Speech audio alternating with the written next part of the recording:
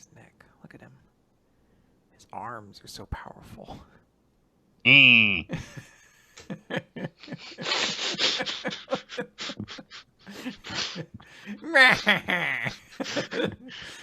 Wow, Nick, how did you get here? Let me just, go and wax up my mustache so that it goes up and down haphazardly, and make sure my nose gets extra big and red, I guess. Yeah. You got to get... What's your color-coordinated jumpsuit going to be?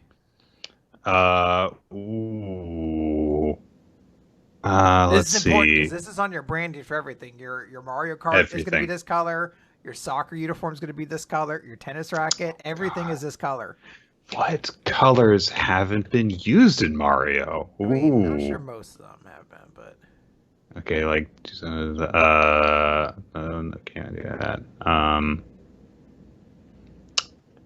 It's got to be a really stupid combination too. If I'm Wanik, right? So maybe like magenta for one of them, like magenta overalls. Ooh, okay. And then, like, what's your accent color? You see, right. Waluigi cheated because he was like purple, and then a darker purple. And you're like, I guess, sure, man. well, what are your overalls? Black. Well, but that's not. You're so goofy though. Shouldn't you have something like extra goofy? It's like, no, purple and black. It's like those actually go together though. That's not fair. That's astounding. What? So look at your brother. Yellow and purple. You can't contrast any more than that.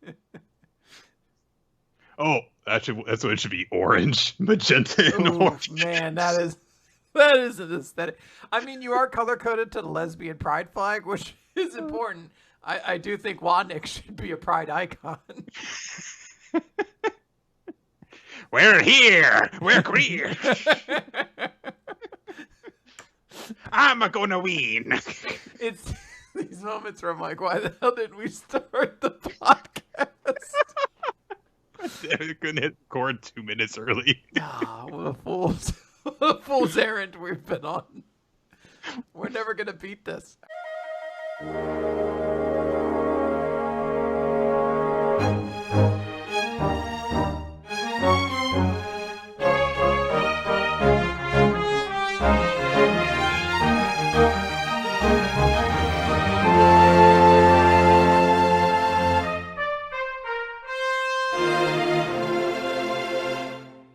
Hello, everyone. Welcome to Weekly Manga Recap here on 7/20. It's July 20th of 2022, which means that we're spinning around twice in two full circles. 7/20. That's what it is. See? Is it? Yeah. 360, 7/20. Oh, okay. I thought this was like some astrological anomaly day where it's like the world goes around twice. Have you been wondering why it got dark really quickly at like noon today? No, it's like how in February people were like, "Oh man, look at the palindromic date," and it's like, what significance does that have? None. It just won't happen again for a very long time. It's almost like they're trying to play at my anxiety of just like it's never gonna happen again. Like, oh, I need to get the most out of 2/2/2/2. I can't let February 2nd, 2002 just go to waste. It is, yeah. Time is artificially created human concept, so it doesn't really matter. I want to call special attention to my cat, Professor Peanuts, who's in the background. Yeah. I'm working, so he has to work too. That's why he's needing all that dough back there. That's right. I can't just sleep here. I've got to make sure everything's prepped, and I'm going to be at this for until I get bored. Yeah. I got this cat partially kind of like a new life in the house after Mikey's passing and everything like that, and I named him Peanuts because I thought Mikey would enjoy that name. A moment happened last night that I was like, if there is a heaven, I guarantee Mikey was cackling his ass off because I was laying in bed getting ready to go to sleep, and the cat went in the litter box and took the most human-sounding dump I have ever heard anyone ever take. It was full on, just like a minute and a half. Like like almost like a prank. Like I really got up. I was like, "Are you okay?" Like, why was that so loud? And then he just looks at you. Yeah, dude, the cat just brushed it off afterwards. He got out of the litter box. He's like, "I'm done here," and he carried on his way. I was like, "Are you sure?" Because I would have needed a nap after a dump like that. Professor Peanuts, did you just take a horrific dump? Verily, smokes a bubble pipe. Where did you get that pipe? Mysteries to the cosmos you'll be one day made aware of. Should you Go clear out my shit, human. This was part of our arrangement, do you understand? It was in the fine print of the contract, no doubt. No doubt. There was a contract? Yes, when I walked over that paper. It just looks like you just crumpled up a wad of paper because you stepped on it a whole bunch. Like, to the untrained eye, mayhaps, but indeed, no, it is a legally binding contract that claims, and I quote, clean up my shit. He's just like, dare you besmirch the sanctity of the contract? Oh, boy. We're going to talk about a lot of manga. We have a whole bunch. We'll get to it eventually. We've got like 7 chapters of one series talk, but it's only like 5. But it feels like a lot. Man. I had a weird headache like all day, so I hope it's nothing that'll make me like have any sort of like difficulty wrapping my brain around it. Oh no, super straightforward. Yeah. Definitely not dumb. Super. It's gonna definitely tickle that part of your brain that wants to see like cool ideas executed in fiction and like examine them and follow along with them. That part's definitely gonna get tickled, so don't you worry. Oh, awesome, nice. Well, we do have other stuff to get through before we get to that, however. So we're gonna begin with a return to My Hero Academia, which was off last week. Mm-hmm. It's chapter 359. Place of Learning, which features a big old 2-page spread. I believe that this is celebrating not only the 8-year anniversary of My Hero Academia, but also, hey, there's a new anime season coming out as well, all of this stuff. So approximately all of the characters in the series are featured in this 2-page spread. It's a lot of them. It's very interesting because there are some people not featured, and most of the people not featured are those who are canonically dead. Like Sir Night-Eye does not appear in this. However, characters like Lady Nagant and Mr. Compress and not Old Torino, Gran Torino, whatever his name is. Gran Torino is Those are all there, kind of seeming to indicate all 3 of those characters are still alive. I think Gran Torino we knew was mostly alive, but the idea like, oh hey, maybe those characters are still alive. I don't know.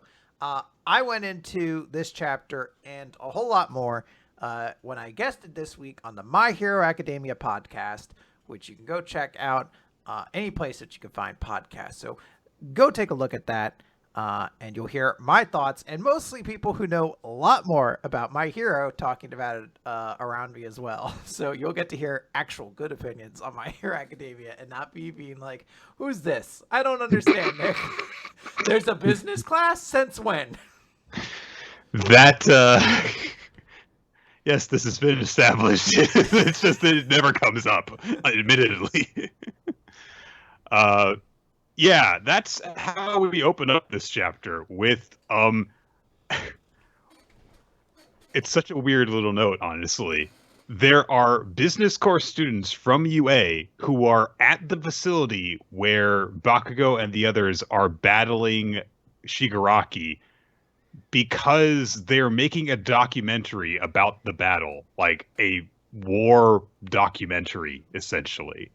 And there is this entire 2-page long conversation that takes place between a few of the students about how important this is versus, oh my god, this is kind of crazy and stuff.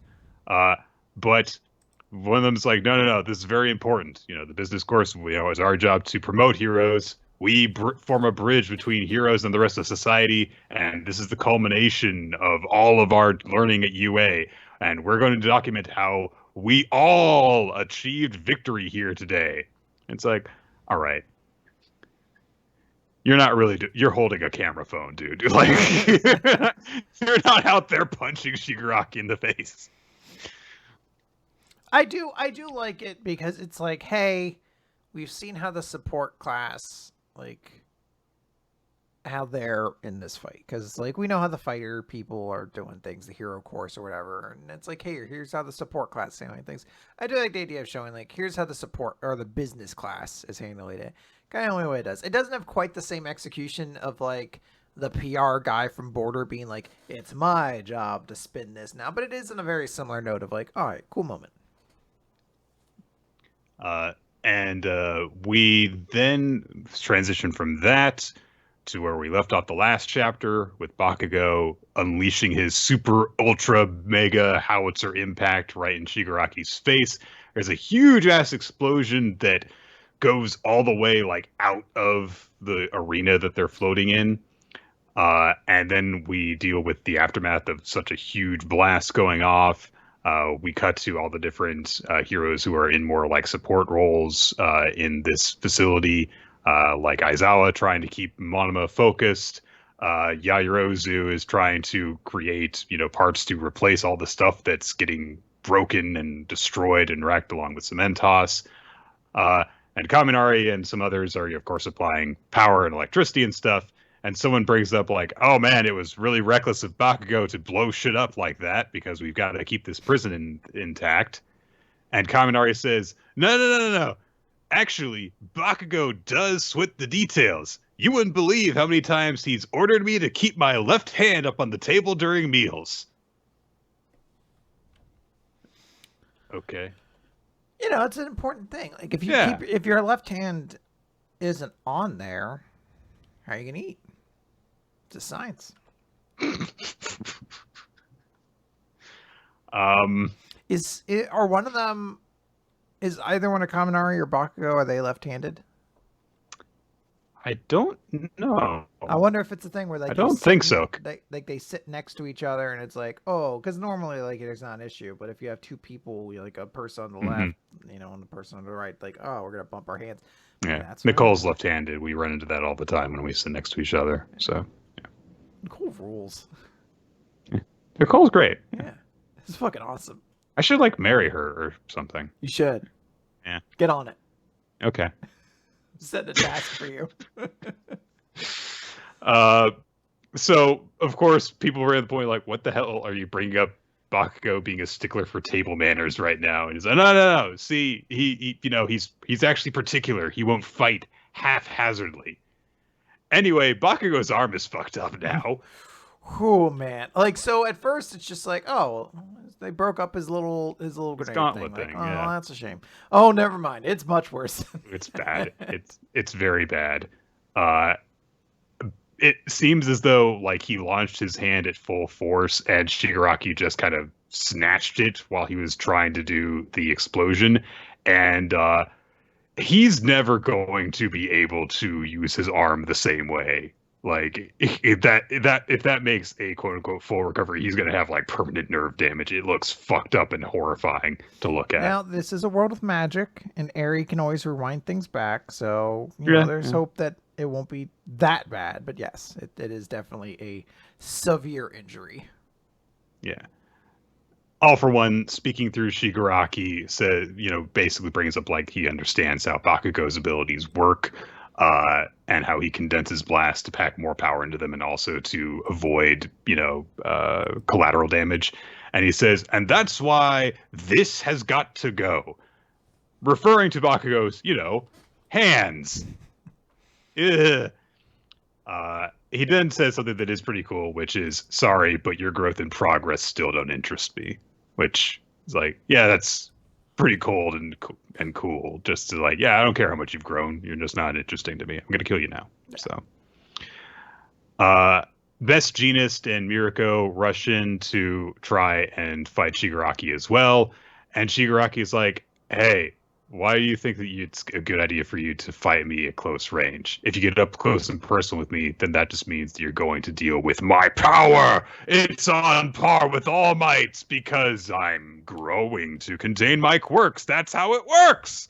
Didn't you know? And he does something.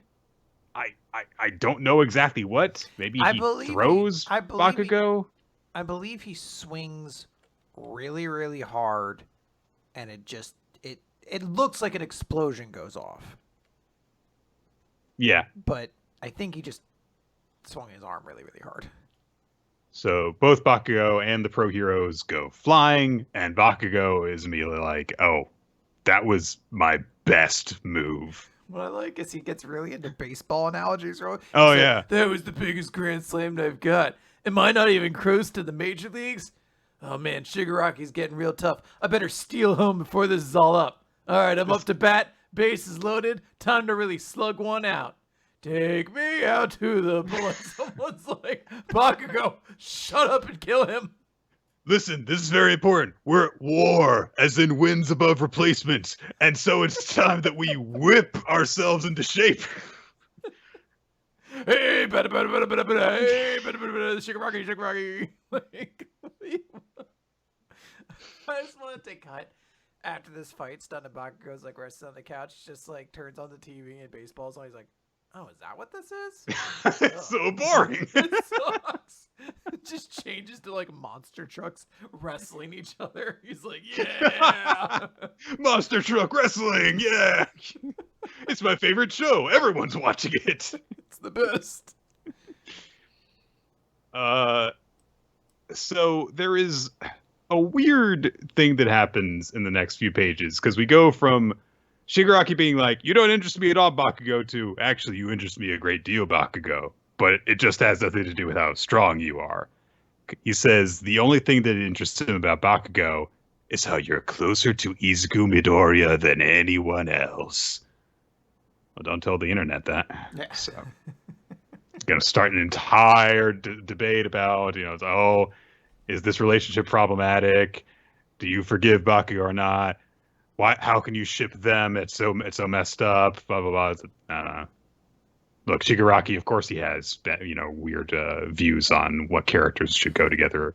I bet that he also thinks the Joker and Harley Quinn is the best relationship. He's like, "I liked it before they broke up, but I like his new girlfriend even more because she's more subservient." I'm like, that's not how the relationship. No, that's not how the relationship works either. I think that his Joker girlfriend kind of takes advantage of him. I am not. I was not familiar that there was a Punchline, I think is her name. Really? Okay. I think so. All right. Anyway, so he's like, when I play Persona 5, the only person I ever get with is the teacher. Like, why did you find the one really problematic relationship in that one?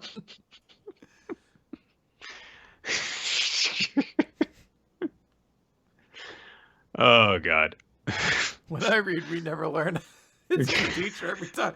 When I read, you never learn. I skip all the endings except the teacher one. When I read Niseko, I think that he should have ended up with, what's her name? He's like, the teacher one. You know which one I'm talking about. Don't make me say remember her name. But I'm really big fan of them. Yeah, I think that they're great together. Raku and I want to say Yugi. Sarah. I want to say Penelope. Like Penelope, but different. Penelope. All right. So the situation, it'd be bad. So Aizawa starts screaming out, trying to say, "Hey, Mandalay, where the hell is Midoriya?" And she says that she can't get in touch with him because the wonky electromagnetic waves are affecting things, and I've been getting nothing but static for a while. Wonky. Aizawa is really, really worried about Bakugo because, it looks like he's going to die. So he shouts out to all the pro heroes that are there and says, "Listen, you got to protect Bakugo. Once he graduates from UA, he's aiming to be number one." And also he's, like he's a child. And you should protect him. That'd be great. Fucking Ojiro just gets blasted in half and Aizawa's like, He wasn't going far. Don't worry about it. Don't let that one sit on your conscience. It's okay. I'm a homeroom teacher. I have full access to his grades, and it's all right. It's all right. He wasn't doing much. Some rebel moves as Sun Eater gets up, and he looks over at Nejire and says, "I really wanted a proper graduation ceremony," which is a little bit weird, but I get the impression that they think that they're going to their deaths right now. Yeah. So, so he says, "Hey, once the battle's over, let's have Principal Nezu throw one for us." Or I think that's actually Mirio who says that, since that's a nice optimistic thing to say. And Sun Eater's like, "Do we even stand a chance?" And Mirio says, "If nothing else, until Midoriya shows up, we'll protect everyone with our triple threat power." And there's a big full-page spread of the three of them taking fighting stances as Mirio pulls himself literally out of the ground with his intangibility. Yes, it's a cool scene. I'm excited to see the big three do something. It's just a delay tactic. We know they're ultimately not going to win, but hopefully they can show off some very cool powers and hold off long for Decker to get there. I mean, I'm excited to see Lemillion again. I'm excited to see Sun Eater again. I'm excited to see Nejire do something. It's telling that they have this exchange. It's telling that they have this exchange. And you've got Sun Eater being like, "Oh, it sucks that we're here." And Mirio being like, "It'll be okay. We're going to protect everyone." Nejire's one line is, "Yeah." You're not wrong. You're not wrong. They really do have two characters with like important amounts of power, like personality and character to them, and then she walks up, and because the conversation wasn't about a beauty contest she was in recently, she has nothing to add. She's like, "Yeah, sure." Oh man. But yeah, I wasn't. It's. I guess I wasn't really expecting to see, the big three get a spotlight like this. It'll be interesting to see if just how much of it one that they get. Yeah. So. Oh yeah, absolutely. All right, Nick. Let's move on to Undead Unluck, number 119. If I can't overcome him. So last time Billy showed up to save Tatiana. And he's just like, "On Ruin, you're about to experience unspeakable level of humiliation, courtesy of yours truly. Otherwise, it would be unfair now, wouldn't it?" And he's there to help. Everyone's like, "This dude's so great." But everyone's like, "You're the negator that betrayed Union, so that you can go through the loop. Why are you getting my way? Like, shouldn't you just help me kill her? That'd be great." And he's like, "I'd never lend a hand to a gutless coward." Billy's like, "Oh yeah, you're right." "Oh wait, that's far easier now that you bring it up." "And I have a lot of guns." He just says, "I only help those who abide by the rules." And Ruin's just laughing. He was like, "Then why did you form under then? You could have done so much more by fighting alongside each other. You're a big idiot." And Billy's just like, "Yeah, a damn fool. That's why I'm here." And there's a big clash, and he uses Unchanged to keep himself, and Ruins being like, "You're the one with the copy ability, right? What do you have? Unchanged, Unbalance, whatever." I really hoped he would say unwhatever, but whatever's great. That's right, it's unwhatever. Yeah. He goes and basically like slash right through Billy's arm, cuts it right off. Like he's doing his attack that's going to kill him. Billy has to basically like shoot his own arm off to prevent it from killing him. And Tatiana, like fucking a Pokemon, like when a Pokemon battle was happening, like Misty or Brock or someone would stand beside me like, "Ha! They're just wasting their efforts. Billy could just regenerate his arm with the power of Undead." Mr. Billy? And like he's just bleeding out. And I'm like, "Why aren't you copying your abilities? Like you have Andy's ability, right?" And Ruin just says, "Or maybe there's a reason why you can't use them." And the fight keeps happening. There's just someone asking like, "Hey," like Tatiana's like, "Why aren't you using other people's abilities? Like, what are you doing? Like, use Unmove, Unstoppable." And Billy's like, "I can't use them. You guys are too kind." And they're like, "Well, all right, well, here's what like, what do we need to do to let you have our power? Like, Fuko was shouting at us, like, just tell us what to do and we'll give them to you. And Billy says, you can't, especially not you or Tatiana. I came here to lend a hand. I can't afford it. And he's holding the Union communicator in his hand. And he calls out to Top, and Top's like being kind of friendly. He's like, what is it, Billy, you old goof? Are you finally reflecting on your ways and coming back to you? And Billy's just like, I'm the one who let Ruin kill Fuko. And immediately, you just see Top's eyes fucking widen.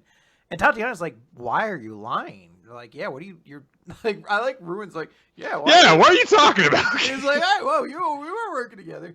But then Billy suddenly uses Unstoppable. And they're like, wait, why did you just use that right now? So he's like, all right, you guess you can't copy, no reason to hold back. He shoots out all of his blood. And then he gets on his communicator again. And he's like, Chikara. And he's like, oh, yeah, Mr. Billy, what's up? He's like, I killed Tatiana. And Tatiana's right. What? You killed Top? Tatiana? Tatiana. You killed Top, you bastard! And immediately he says, I'll see with sound. And he holds out his arm and he basically stops the torrent of blood. And they're like, wait, what's going on? Is he stopping this? Is this unchanged? What's going on? And Billy explains that this is his negation ability. If my target views me as a threat, I can copy their ability. The fairness of each user having only one ability is something that, by having multiple abilities, I negate. And on the day I betrayed you, I tried to make all of you view me as a threat so that I could steal all of your abilities. This is why I formed Under and betrayed Union. Some of you shouldn't have to fight. Some of you are just trying to live your life. So I figured everyone would hate me and I could fight all on my own. And he admits, he's like, it was kind of stupid, wasn't it? Like, I couldn't really make a convincing villain, and now I can put that to rest, because in the end, I couldn't steal your ability or your sense of duty, and those are the most important parts to slaying God. Fuko, you've been nothing but kind. The thought of hating me never even crossed your mind. That kindness saved Tatiana, and if I could swap places with you now, I would. But since I can't do that, I'm going to go all out to keep you and Fuko alive and well. And he's like, a lot of people have suffered, all for the sake of my ego, but if I could face that one pathetic idiot that's standing in your way and overcome him, and he says this as he basically shoots himself up through the blood torrent, up towards Ruin, shoves his gun in his mouth, and fires. And he just says, well, that would be just unfair. We get, finally, the big unfair title card thing. Yeah. It's a great image of it, too, with, Ruin's head just going, as it's been blown apart. It all makes sense when you lay it out like that. I like the quick demonstration of his power where he's just like, hey, Top, you suck. That would be great if that's all he had to do. Top, you blow. Like, wait, what did he say? Oh, I don't.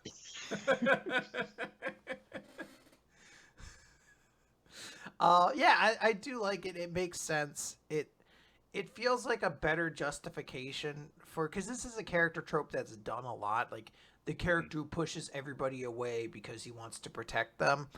And usually it's a very frustrating thing until you get, like, the mechanical logic of it's so he could get their powers and he wanted to protect them because he could just take it and he's like, I'll use Undead and I'll use Unluck and I'll win it.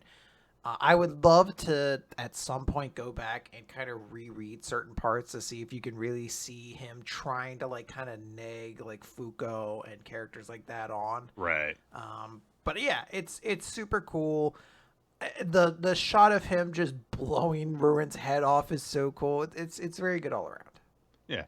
I do like that, this also serves an explanation for why he only had access to certain abilities and not others, Yeah. He could use Unjustice, sure, because Jewies took him seriously. But he could never use Untouchable because Tatiana was like, no, he's my dad, and I'm not going to, I'm not, going to believe that he actually is going to destroy the world and stuff.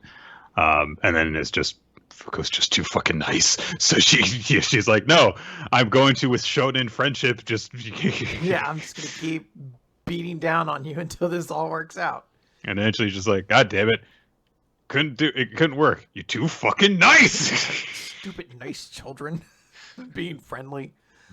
Okay. Okay, here. All right, Quinn. So, yeah, crack your knuckles. Get ready. So, as if to follow up, last week I said, hey, you're not going to hear us talk about Eden Zero again until the chapters come out. No, we won't even bother to mention it. Yeah. Well, like, immediately following that episode, an announcement was made, hey, chapters are coming out, and I think they all came out on, like, the 18th or the 17th or something like that. Although Crunchyroll is still way behind on them. Well, Atsuki, which I use, had them all. So 5 chapters came out, and there's a lot to get to. And this is like a greatest hits run of everything that we do when we talk about Eden Zero. So let's really quickly, as fast as I can, I am going to condense these as much as possible because it would take forever to recap all 5 chapters like normally. Run through these chapters. So we're going to start with 196, the 4 Shining Stars Extinguished.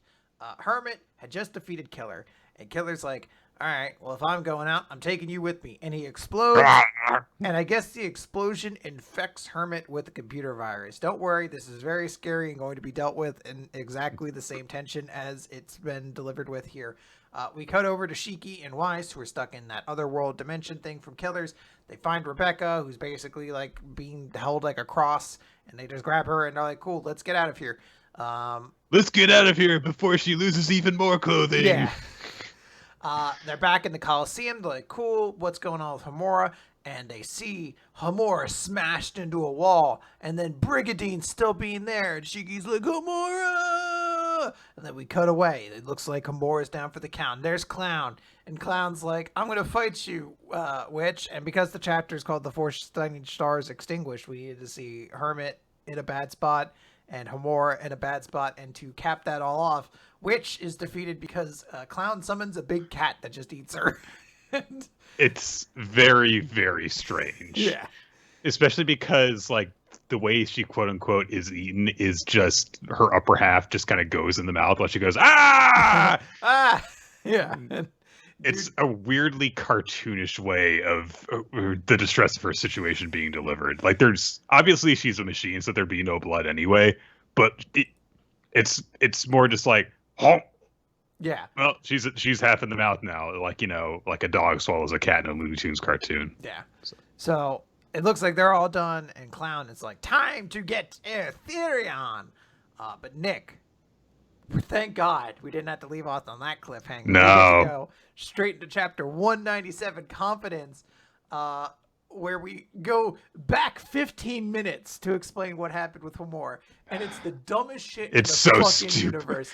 Brigadine is just like, I was killed once by Bob Lucci, who was the strongest member of the Eration 6. And now I'm even stronger than him. So no one can ever beat my battle strength. That's just never going to happen. I would have only been matched by Valkyrie and her invincible sword.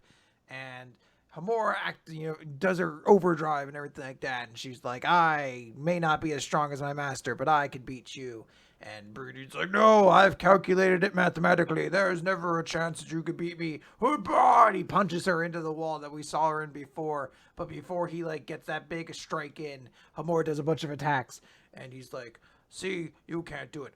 What? You did? You cut through my armor. And Homura's just like, yes, when you go to attack, your defense is always lowered. And that is how I beat you. And that's how armor works. Yeah. And that's how we cut back to the present with Brigadine being like, no, I'm dead now, and just gets cut in pieces.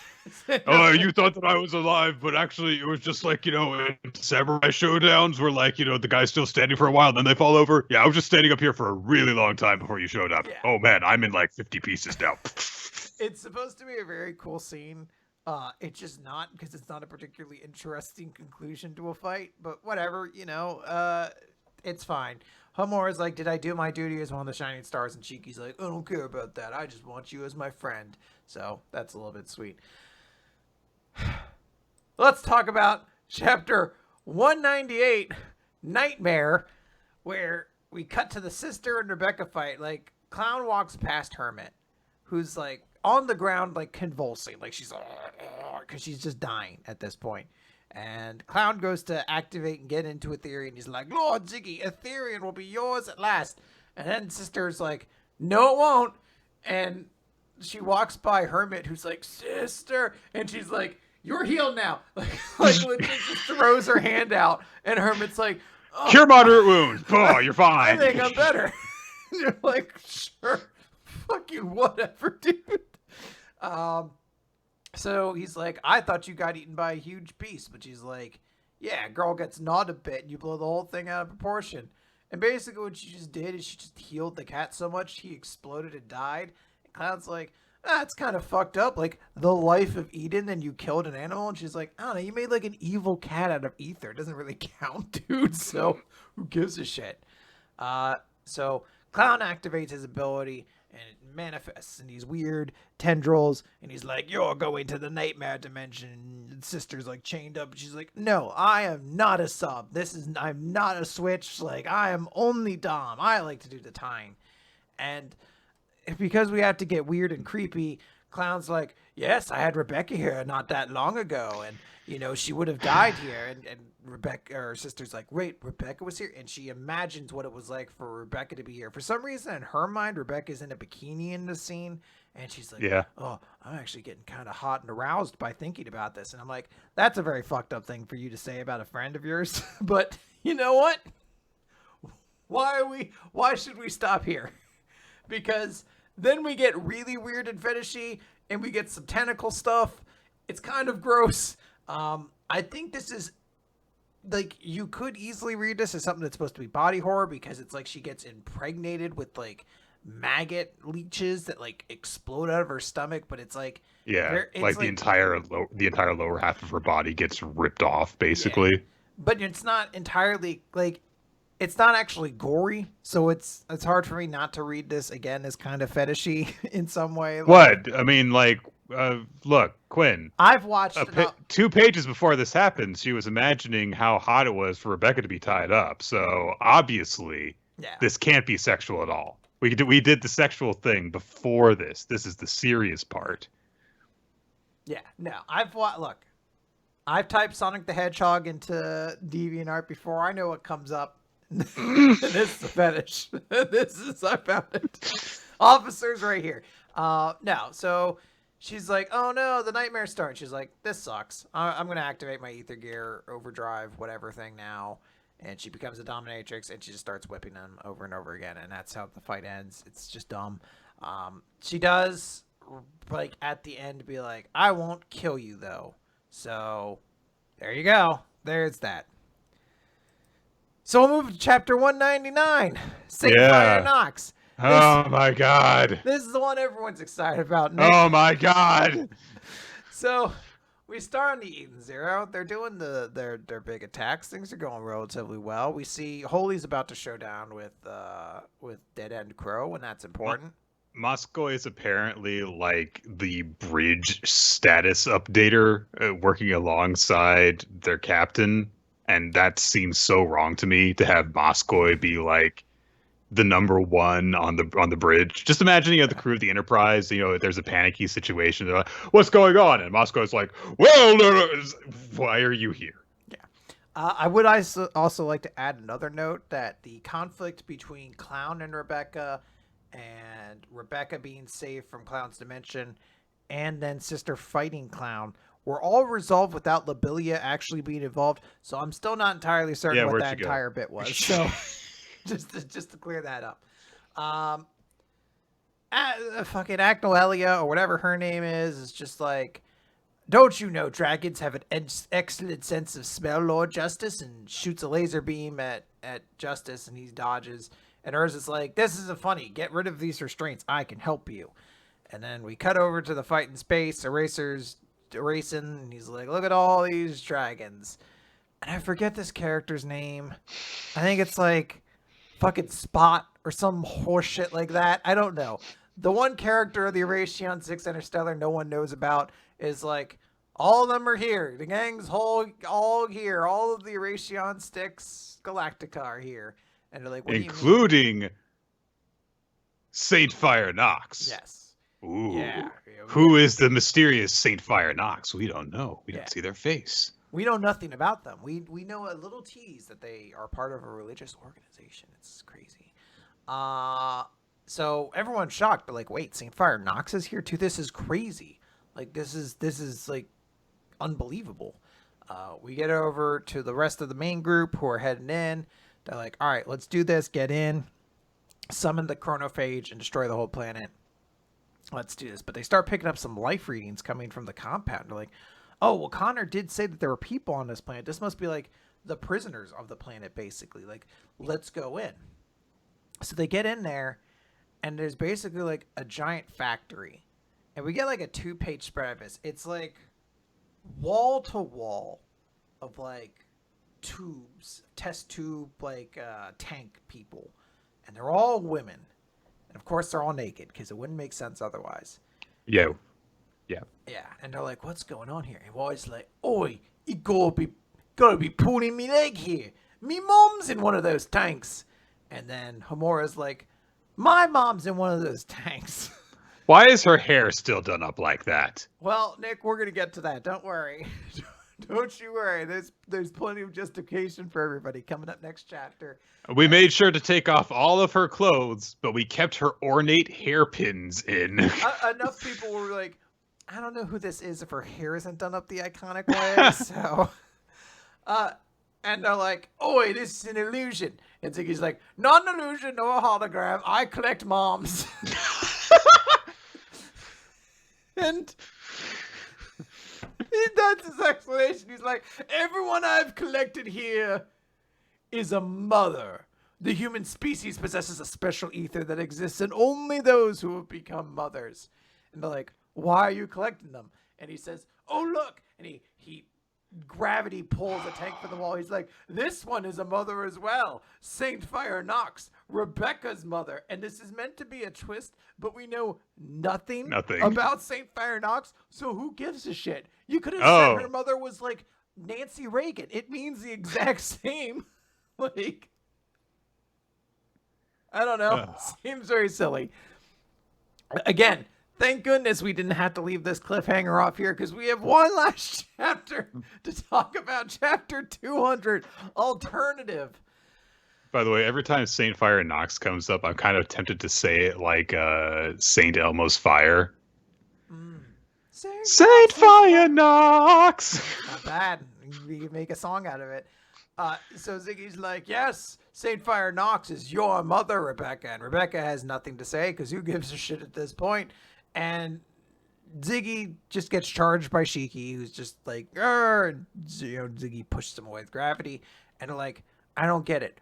What is our mom? What are our moms doing here?" And Ziggy's like, "And why'd you take all their clothes off?" "Yeah, this is so unnecessary. Do you need like what would having clothes on stop them? Could you at least put like a bodysuit or something on them?" Like, what the fuck, dude? That's my mom. And he's like, "Yes, your mom died as a result of having her life force taken by Draken, but the doctors preserved her after all. It turns out killer wasn't lying or just stumbled upon the truth. Who knows? Anyway, they recovered her and brought her here. Sorry, but she's dead."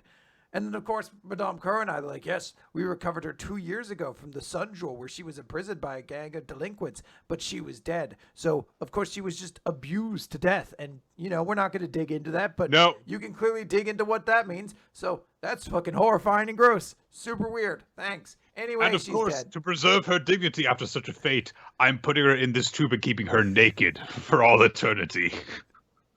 And then... He's like, "Rebecca's mom is not here." A sexual thing, by the way. Yeah. I am a robot. I'm not creepy. I am not creepy. Hey, hold on. Why are you looking at me like that? To the camera right there? I'm not. Look. All I did was single out women who are mothers. As in, it was a specific thing. I made sure that they were mothers. Mothers I would like to put in a tube. And then I put them in tubes and they're naked. And they're here. And I just kind of...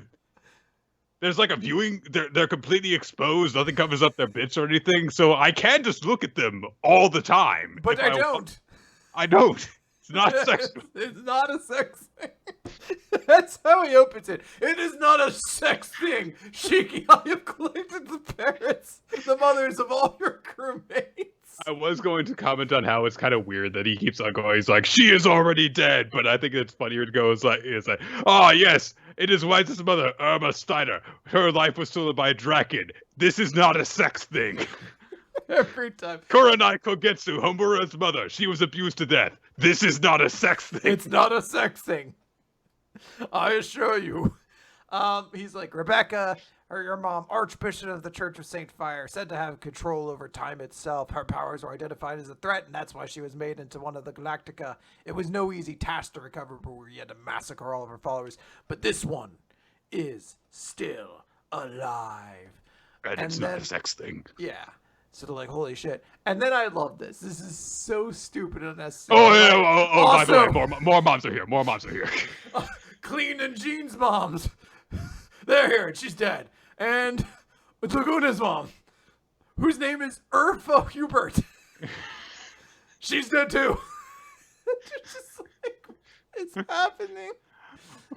You thought that it didn't make any sense to bring up Rebecca's mom is here when her mother was never mentioned. Oh, well, just in case. Here's Jin and Clean's mom. Remember that there was like a detail brought up a very long time ago where all of the members of the Eden Zero kind of commented that they're like orphans. They were like, oh yeah, I don't have parents either, and I don't either.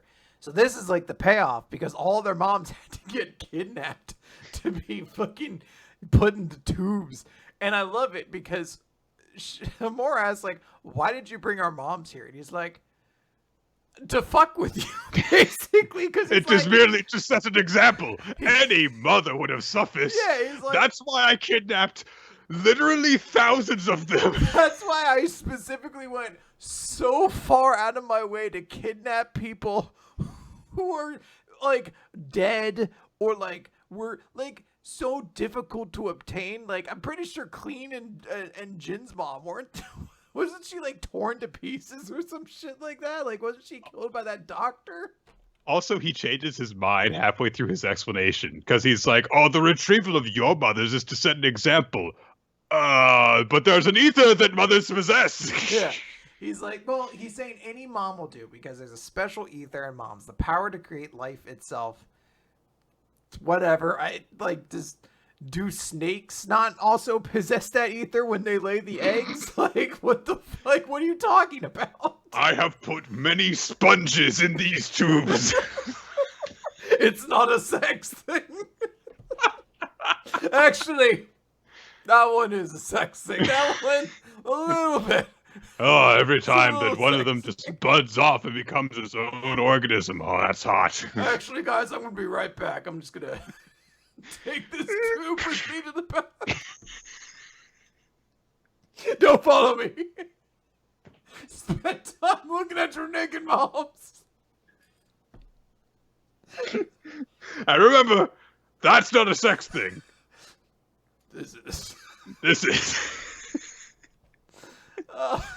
And he's like, yeah, well, by collecting all the ether of mothers, I will open the path to mother of the cosmos. And they're like, okay, why do you want to do that? And he's like, so I can kill her, because even if I kill all humans, life can still exist. Life will come back. There might be more humans. So the only way for me to truly achieve my robot dreams is to find the source of all life, which in this universe is mother, and destroy her.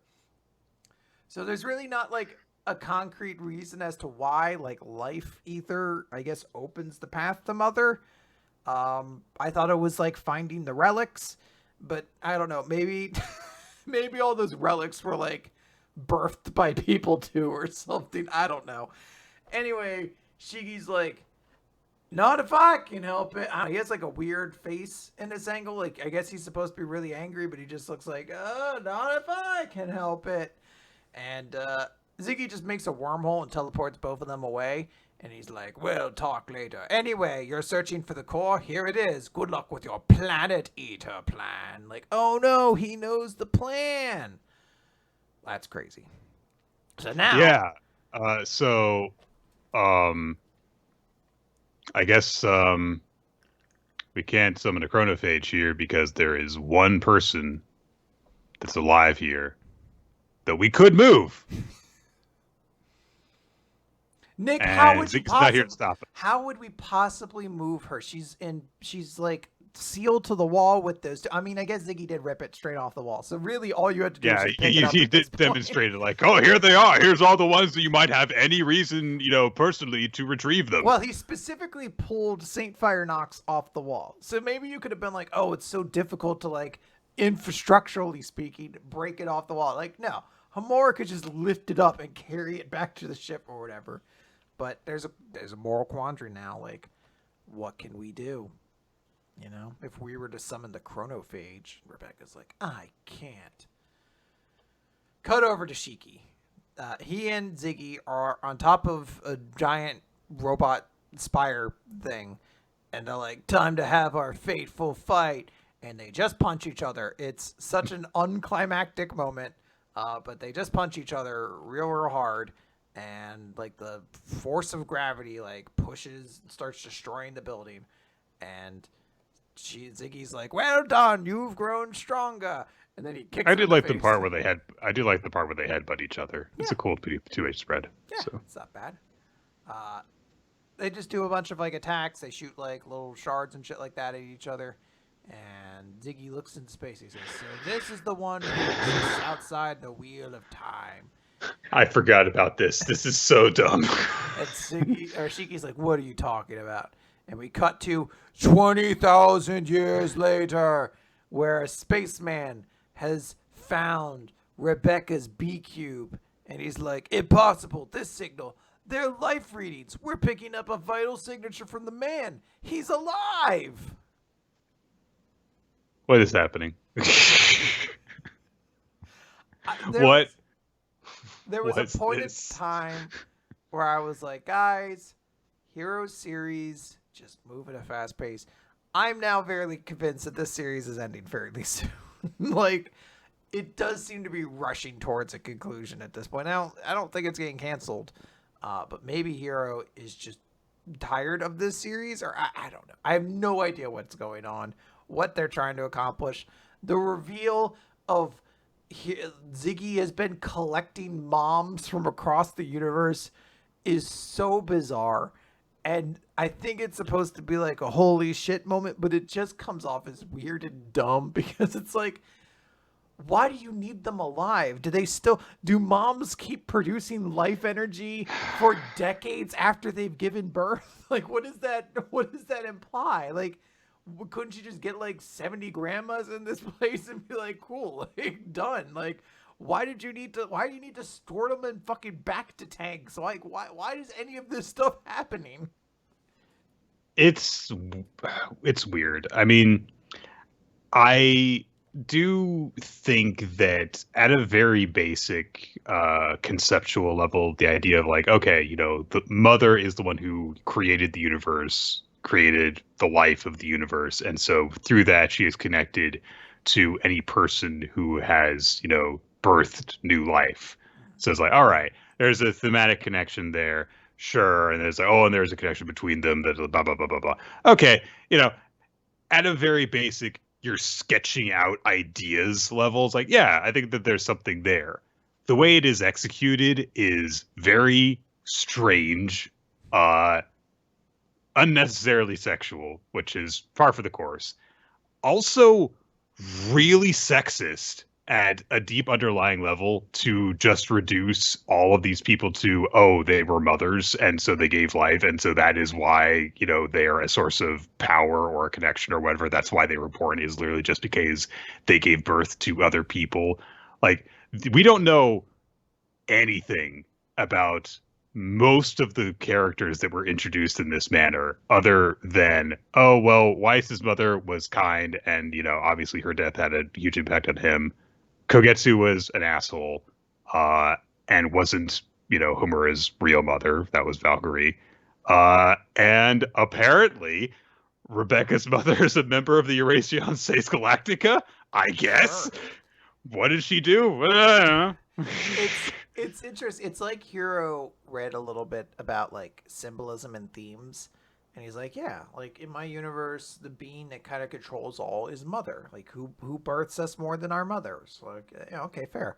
And he's like, I'm gonna put that into a theme. Mothers are gonna be important in this series. Like, oh well, that makes sense. Like Hamura was an important character, and she had her mom Valkyrie, and that's actually a central arc at one point because she has to find her biological mother and find that there's no actual love there. That's a big conflict. And there's Witch as well. She was the mother of Eden Zero, and she has to die to protect her family. This is a big thing, and Weiss is motivated by that, and all these characters don't really know their parents. So yeah, it is a big thing. I don't know if we had to go so literal as like I need to collect mothers to obtain their womb essence so I can then open the path to mother. Like that was where you just went a little too far in like trying to theme everything together. You're just like, no, we did it dumb there. We should just pull it back, and he should just be a weird pervert next chapter. Like, nope. Turns out I just collect them because I like looking at boobs, just like boobs and tanks. Specifically moms, because their boobs get bigger, and then the bubbles make them go whoop whoop whoop up and down.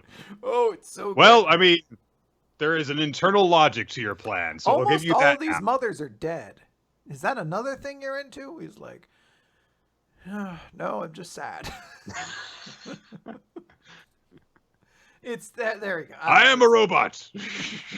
There were 5 chapters of Eden Zero. God. Some of them were just very dumb. Some of them were Yeah. very whatever. Some of them were a little bit creepy. And then just like one of the dumbest story momentum shifts around. Chapter 200 of Eden Zero, everybody. Yeah, I do love that, like, you could be like, oh, what happened to, like, chapter 1000 of One Piece? Like, Luffy kind of affirmed, like, he was the Pirate King against the 2 strongest opponents as we, like, brought to, like, the eve of, like, the strongest characters that exist in the series about to have a showdown. What happened in Eden Zero chapter 200? Like, I don't know, like, Ziggy talked more about his weird mom plan, and then they punched each other for a bit on the roof. Let's talk about a good series now, please. Aliens area? Oh, wait, no. Oh, yeah. First.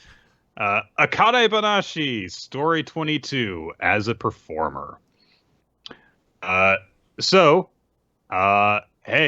it's our actress girl who's just completed her performance, which is Hikaru is her name. That was right. So big applause for her.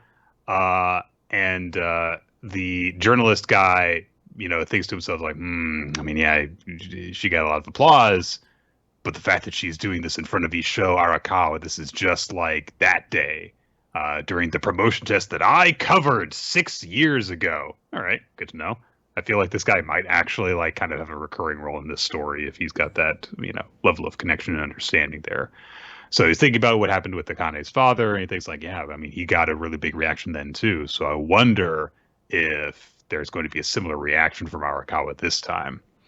So Isho is asked for his opinion, and he says, I don't think that Shibahama is an appropriate story for a student to perform, because the theme is about the story is about the love between a husband and wife, and if the performer can't fully embody the subtle emotions of the characters, it makes it very difficult for a student to perform.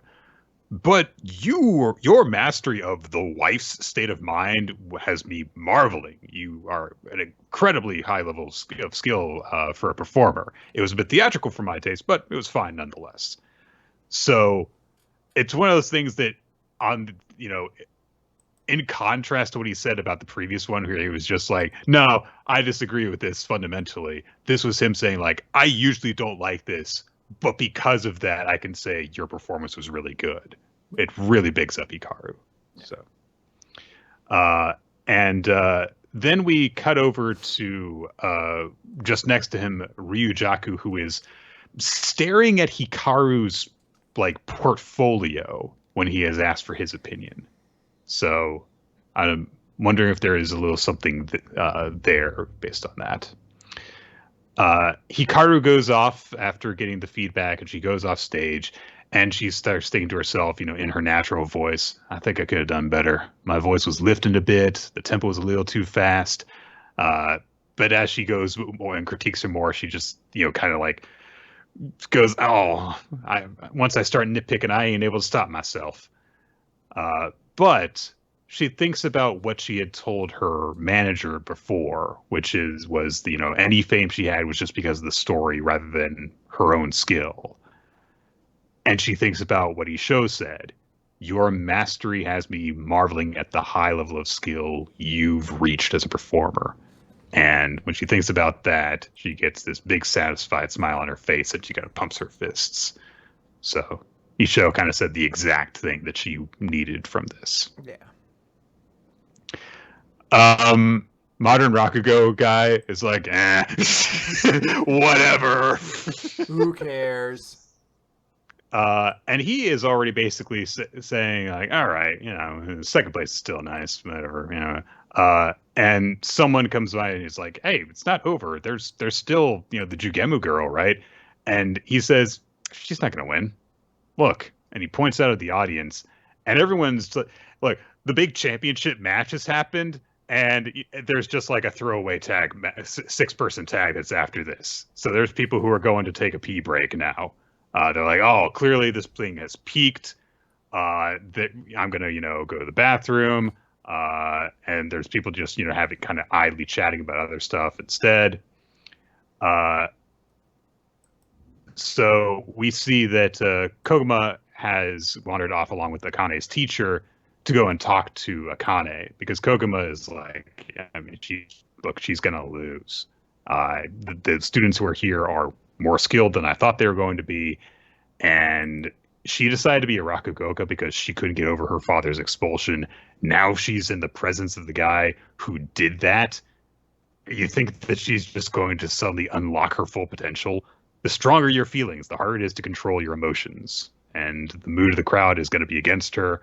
So we need to warn her not to push herself too hard, or she's going to, fall on her face, basically.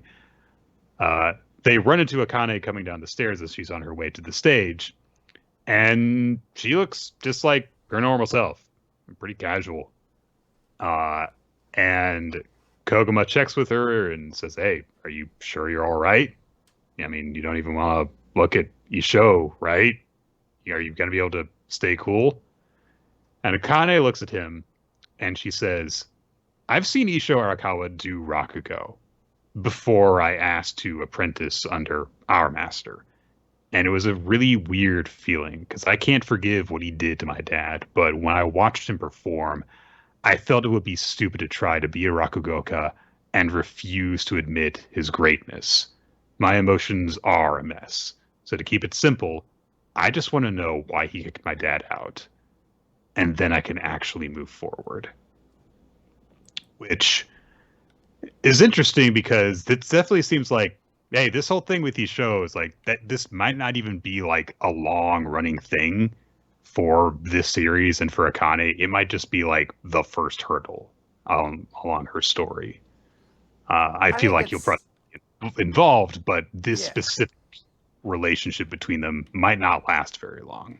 Well, I think what we may end up getting is him revealing why he didn't, like he kicked out her dad, and it might be an answer she's not happy with. I mean, she's not gonna be happy with that answer. He's like, oh, I kicked him out so he could. I foresaw in the future he was gonna do a great job in construction and take care of his family very well. So I wanted to make sure he was on the right path, and also he's gonna get hit by a car if he did the next Rakugo competition. So I saved his life. I have the butterfly effect powers. This is what a really great skill in Rakugo will give you: precognizance. Yeah, I think we're gonna see him. I think we're still gonna keep seeing him. He's still, I think, gonna be an antagonist because the character needs something to chase after, and this is something there to prove. Like, I can fuck you. This is my Rakugo. Do you think that's why it's called Akane-banashi? Because it's like her Rakugo. No. Okay. It's not that at all. we had the same conversation with Kuroko's basket. I was like, do you think it's called that because this is Kuroko style of basket? And you said the same thing then. You said, shut up, Kryn. That's stupid. Clearly it's about Kuroko buying a basket at the supermarket. You slapped me. It was pretty harsh. You think the Prince of Tennis is because like his father was the king and now he's like, the heir to the throne, so he's the prince? No, that makes no sense. Absolutely not. There's an actual royalty that's going to be handed down. Do you think that Ice Shield 21 is because the character's title is Ice Shield 21? Because he wears an Ice Shield and his jersey's 21? No, it was about there was 21 Ice Shields. He got the 21st. Ice Shield 21. That's the only thing it's about. Do you think Toriko is named because Toriko is in it? Like, maybe.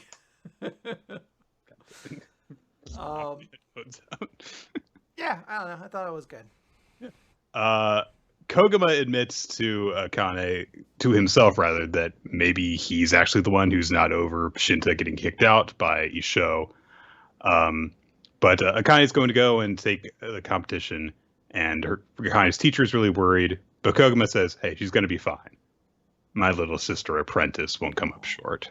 It's very sweet. Yeah. Sweet. Now, Nick, was it a little hurt, like the execution of this chapter, because you're like, I mean, he shows like a decent antagonist, but he doesn't have like a room full of moms he's collected. So can I really get that interested into his plan? When she gets out on the stage and there's just twos and twos full of naked women that we've never seen before and have no context to appreciate. So it's about the same level of impact. So, wait a minute, Koguma's mom was missing this whole time? Okay. This is not a sex thing. Akane, I have collected all of these mothers here to taunt you. As for what actually happened in this chapter, this is very clearly just like a calm before the storm hype up thing, and it's not a very eventful chapter, but it really, really worked for me. I was like, yeah, fucking let's go, let's get into what happens in this big confrontation between Isho and Akane now. I really want to see it. I'm going to see what Akane's got planned for her next thing. So it was very effective, and just like, hey, nothing really happens, but something's going to happen, so get hyped for it. Yeah. Cool. All right. Aliens Area! Chapter number 7, Equipment 2. So, Shiraku is fighting the assassin guy still, and he's going to use Equipment 2. And the assassin guy has a target laser beam trained on Shiraku, and he's like, my beam has already recharged. I've set the marker's target. It will follow you until it hits you. Once I shoot, your death is certain. Let me repeat myself. I've charged the laser. I just have to hit this button, and it will definitely hit you and kill you. Gonna do it now. Time to hit the switch, professional assassin. His face gets flattened by some invisible source, and Shiraku says, that's only if you can shoot. And he knocks the assassin over, and then also the same invisible force hits the targeting beam and destroys it. And he's like, I've deleted the target settings. You were just a tad too slow because you wouldn't fucking stop talking. His equipment, number 2, is called Imaginary Repulsion. It gives him telekinesis. Well, it's also like he pulls things away. It's all sorts of stuff. It's different, Nick. It's not just one thing. It's telekinesis. Okay. And he combines it with his equipment 1, Zero Gravity, to bounce around really fast, so he's super fast and floaty and stuff. And he just ricochets off a bunch of surfaces after knocking some boxes into the air, bounces off of them, and then gets up close with the assassin guy and just palm strikes him a whole bunch with his invisible telekinesis powers and beats him up. And then the assassin guy goes, I'm no match for him! But the princess, at the very least, I must kill you. Even if we both die, I will complete my mission. I'm going to announce everything I do for like 20 seconds ahead of time, so you have plenty of time to react. He points the laser beam at the princess, and Shiraku goes, "Hey, can you lend a hand?" So Shiraku guards her, and just like covers her up with one hand, and he's like, "Oh, but how do I do it?" And Shiraku says, "What's your right hand for?" And Tatsumi goes, "Protecting others." And when the beam strikes towards him, he reaches out and just like palms the blast and stops it. And then Shiraku blams the assassin into a big crater in the ground. And the assassin's like, "But the princess! I definitely killed the princess, right? Oh, you've got dark cells in your hand." Dark cells. Yes, that's what they are. And the octopus guy says, "I've heard about immutable laws, but..."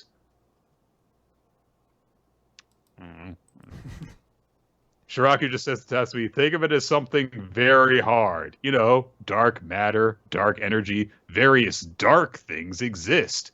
When something is non-terrestrial and a mystery to us, we slap the label dark on it, which sounds sort of cool." Yeah, it does. It sounds kind of cool. Like, Yeah.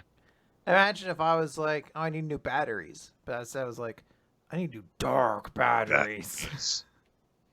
It's good to know that Shiraku puts no weight behind this thing that's empowering the person who's supposed to be our hero, but isn't. Anyway, there's like. Do you ever feel like you want to hurt Austin? Austin? Yeah. For making me read this series? Because he was the one who decided I had to stay in the recap. It's just not even bad. It's just boring. Okay. I'm going to tell him that you're coming after him. Okay. Like Nick says, sleep with one eye open. And then he said a slur, which I won't repeat, but he was very hard. It was kumquat. Sleep with one eye open, you kumquat. I'm like, oh, I'm so sorry, Austin. You had to read that. So together, Shiraku and Tatsumi have defeated the assassin guy, and Shiraku is like, "Hey, I want to know more about your abilities, and destiny may have brought us together, but the substance might still explode and blow our heads off." Just kidding. This was your first job. You did well. Want to be partners? And they capture the assassin guy. And then they give Payun and her octopus butler guy refugee status, and they live in disguise in an apartment that is where only aliens live. They specifically say, "Hey, if you got problems, ask the alien custodian. He'll also help you find a job." Then Shiraku and Tatsumi leave, and then they enjoy a coffee together while looking at the sunset. And Shiraku says, "Good job today, Inspector Noob." And that's the end of the chapter. It is the end of the chapter. Now, Nick, how would you feel about... I'm sorry. I think this is sort of like the end of the volume. Like when the first volume comes out, I think 7 chapters is usually what gets in there, 7 or 8, something like that. It does feel like a somewhat curious decision. Like this does feel like a chapter where you could be like, okay, the future looks bright, but you do have to get to the end of this. You're like, man, our lead hasn't done shit. No. Like 7 chapters or like 6 chapters. So it is a little bit strange. I'm still in this weird place where I want to like this series. Like I legitimately do kind of want to get into some of the concepts of it. And I do like the idea of like an alien themed series. It seems like it could be fun. I just think this series has really missed the mark by having a protagonist in there that at this point you just don't really care about. Like a cool mentor character is sweet, but like, I don't know, fucking like Naruto was doing shit by chapter 7, like that stuff happened. So I don't know. I feel like the series needs to put that character front and center, or just get rid of him and just have Shiraku. Like you could just do that too. That's perfectly valid. Yeah, it's perfectly fine to just push Taiju into the background. I mean Tatsumi into the background. If you don't have anything for him, just just only have him show up when you got a joke for his one character trait, which is loving his family. Oh, that's funny, right? It's kind of funny when you think about it. Like he loves his family. What a dork. He'll always protect his little siblings. His stupid little brother. Yeah. Anyways, Yeah.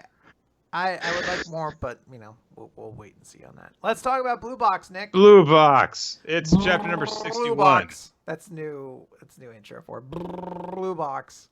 Sure. I'm gonna forget Blue it by next Box. week. I'm like, what was the thing I did? I'm gonna be like, Blue Box, Blue Box. Chapter number 61. I've got plans. There is a cute little opening joke at the beginning of this where, because we're, kind of just seeing some of our main cast just enjoying the school festival. And so we start off with Hina, who's playing a ring toss game that one of the classes has set up. And she's like, finishing move, butterfly rings. And she like tosses two rings at once and completely misses. It's like, yeah, that's a very teenager thing to do. I'll give her that. Good stuff. Taiki passes by with Kyo. And he kind of like recaps what the schedule is that they've got to do, because they're also talking about like, okay, this is what Hina's state of mind is because this is when the play is going to be. And Kyo brings up like, yeah, by the way, I've got to like go do my patrol rounds because I'm on the welfare committee. What are you gonna do? And Taiki says, well, I mean, I'm gonna go and see Show in the Gang's room. Show in the Gang. Show in the Gang. Great. That is a good band name. That's great. And of course, he also thinks like, oh, and he's like, I'm gonna, go see a show with Chinatsu. I've got a little something to do. And immediately, Kyo just is like, you're gonna do something with Chinatsu Senpai, aren't you? Yeah. Taiki runs into Kishi, who is a character that he beat in one of the badminton meets who really wanted Chinatsu's number. Yes. And they were like, if I beat you, then I get Chinatsu's number, and it fired Taiki up. So Taiki won. And this is a thing that happens, a school festival isn't just for the students who attend the school and like their immediate friends and family. They're open to the public. So a student from another school might go to another school's culture festival. They kind of catch up really quickly. Kishi is like, "Oh, I heard you beat Yuso. We should play a match, and also you should bring me to Chinatsu's classroom." He's like, "No." Super weird. No. It's not a sex thing. I don't like you saying that. I don't like. Well, I mean, I guess you are like 15, so it's you just don't know better. But they kind of like start squabbling and like kind of like with their arms, and then freaking oh gosh, it's I forget her name because it's like Karen. That's it, yeah. And Haruyu. They come by, and Haru's in his culture festival costume, so he's got this vest on and a tie, dress shirt underneath it. Karen, of course, is a beautiful supermodel who's also wearing fashionable clothing, and they just do this joke where they're like, "Oh, look at you guys, you're here," and then it cuts between them and these two fucking idiot kids who are squabbling with each other, and it's like, oh. I guess we look really, really stupid next to these two incredibly attractive looking people next to us, so we should stop making even bigger of a spectacle of ourselves. So they agree to take Kishi to Chinatsu's classroom, but Karen warns Kishi, it'll be quite stimulating, so be careful, because she's like that. They get to the class, and Chinatsu is in a maid uniform, which she wasn't supposed to be. And it's not like she's like super like sexualized or anything, but it's like, oh my gosh, she's wearing a maid uniform. It's how you would be if you were attracted to somebody and you saw them like in an outfit. You're just like, absolutely. Oh wow, they look really cute or whatever, and you can't stop looking at them. Both Kishi and Taiki are picking their tongues up off the floor.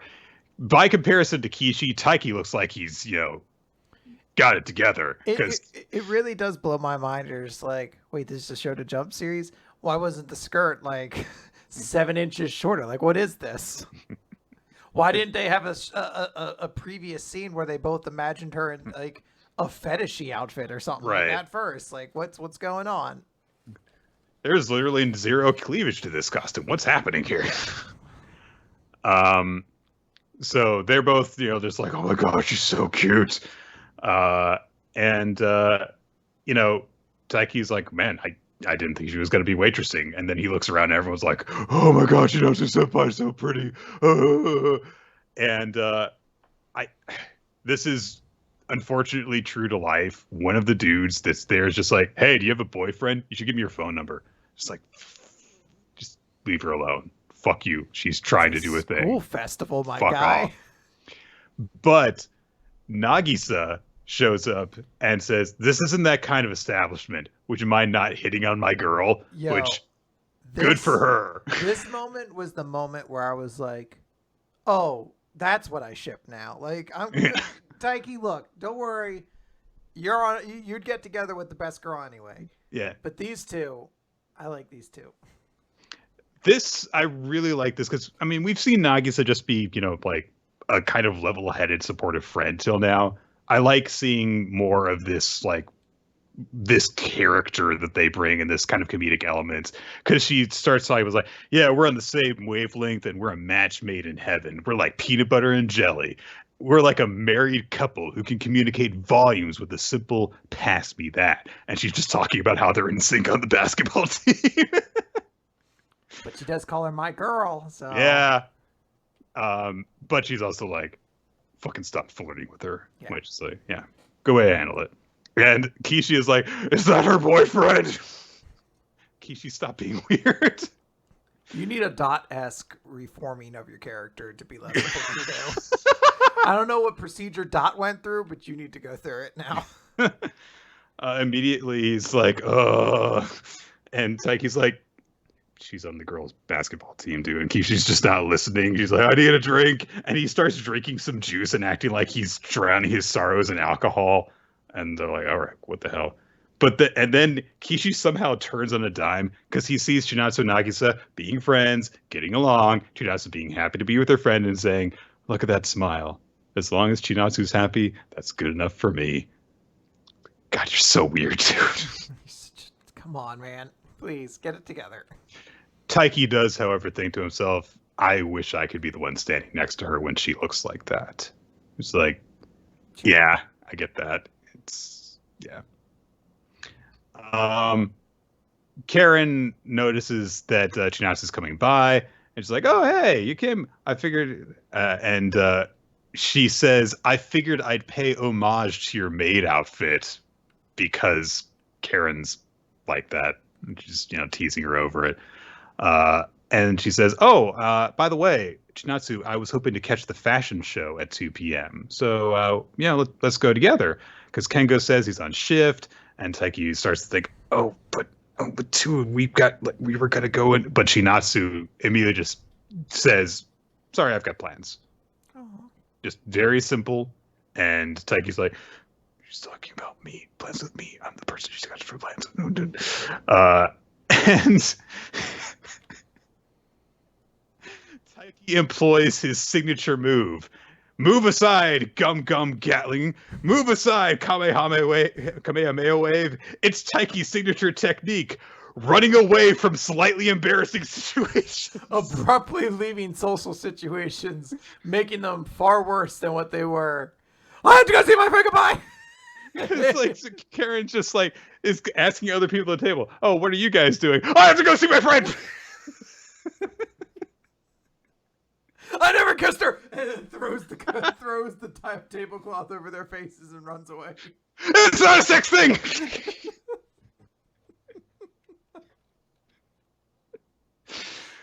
Oh. Time passes. It's time for the band that they were going to go and see. It is like 2 minutes before 2 o'clock, before their meeting time. Taiki's looking at his watch, and Taiki's like, oh, Chinatsu Senpai's, she's not here. Is she late? Are we supposed to meet inside? I've never been to a live event before. Which I I could strongly relate to, like, if you're not familiar with how a particular type of get together works and you're supposed to meet people there and you're the first person who shows up, you're like, what the fuck do I do now? Do I wait inside? I understand that awkwardness. So, but he looks around, he opens the door, sees that the band is getting ready and they're starting up and getting the crowd pumped and everything. And he's like, oh man, this is crazy. There's all these people around here looking excited. But she's not here. I didn't make a mistake, right? She said that we're gonna meet at 2. And he even starts to like doubt that it even happened. But just as he's starting to get to that point, Chinatsu gets there and she grabs his hand. She grabs him by the arm to get his attention. And she's there in her maid outfit, but with like her track jacket over it. So like clearly she was like just on her shift and needed to finish and came here straight away. And she apologized for being late. And that's where we end the chapter.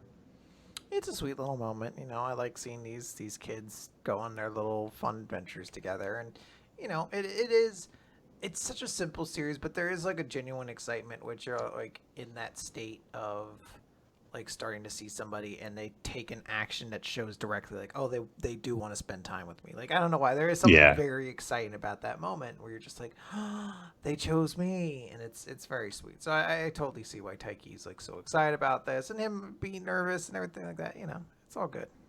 Yeah. And I love the last visual of Chinatsu, you know, having run there. Her hair, you know, is kind of like in a weird in-between state. And like the track uniform jacket over the mage dress, like that weird contrast between them is, it's like, it really stands out. And just like he's, you know, just surprised that she's there, even though he knew that they were supposed to be meeting, because he kind of talked himself into like, oh, are we not actually going to meet? Is this, you know, not actually happening? And so he's like pleasantly surprised all over again that she's there. It's a lot of stuff going on and just, you know, a very simple visual. Speaking of things we're pleasantly surprised by, let's talk about Doron Dororon. Okay. Pleasantly surprised, Nick. Chapter 31. Just have an aneurysm and die before talking about another chapter. Chapter 31. Traitor!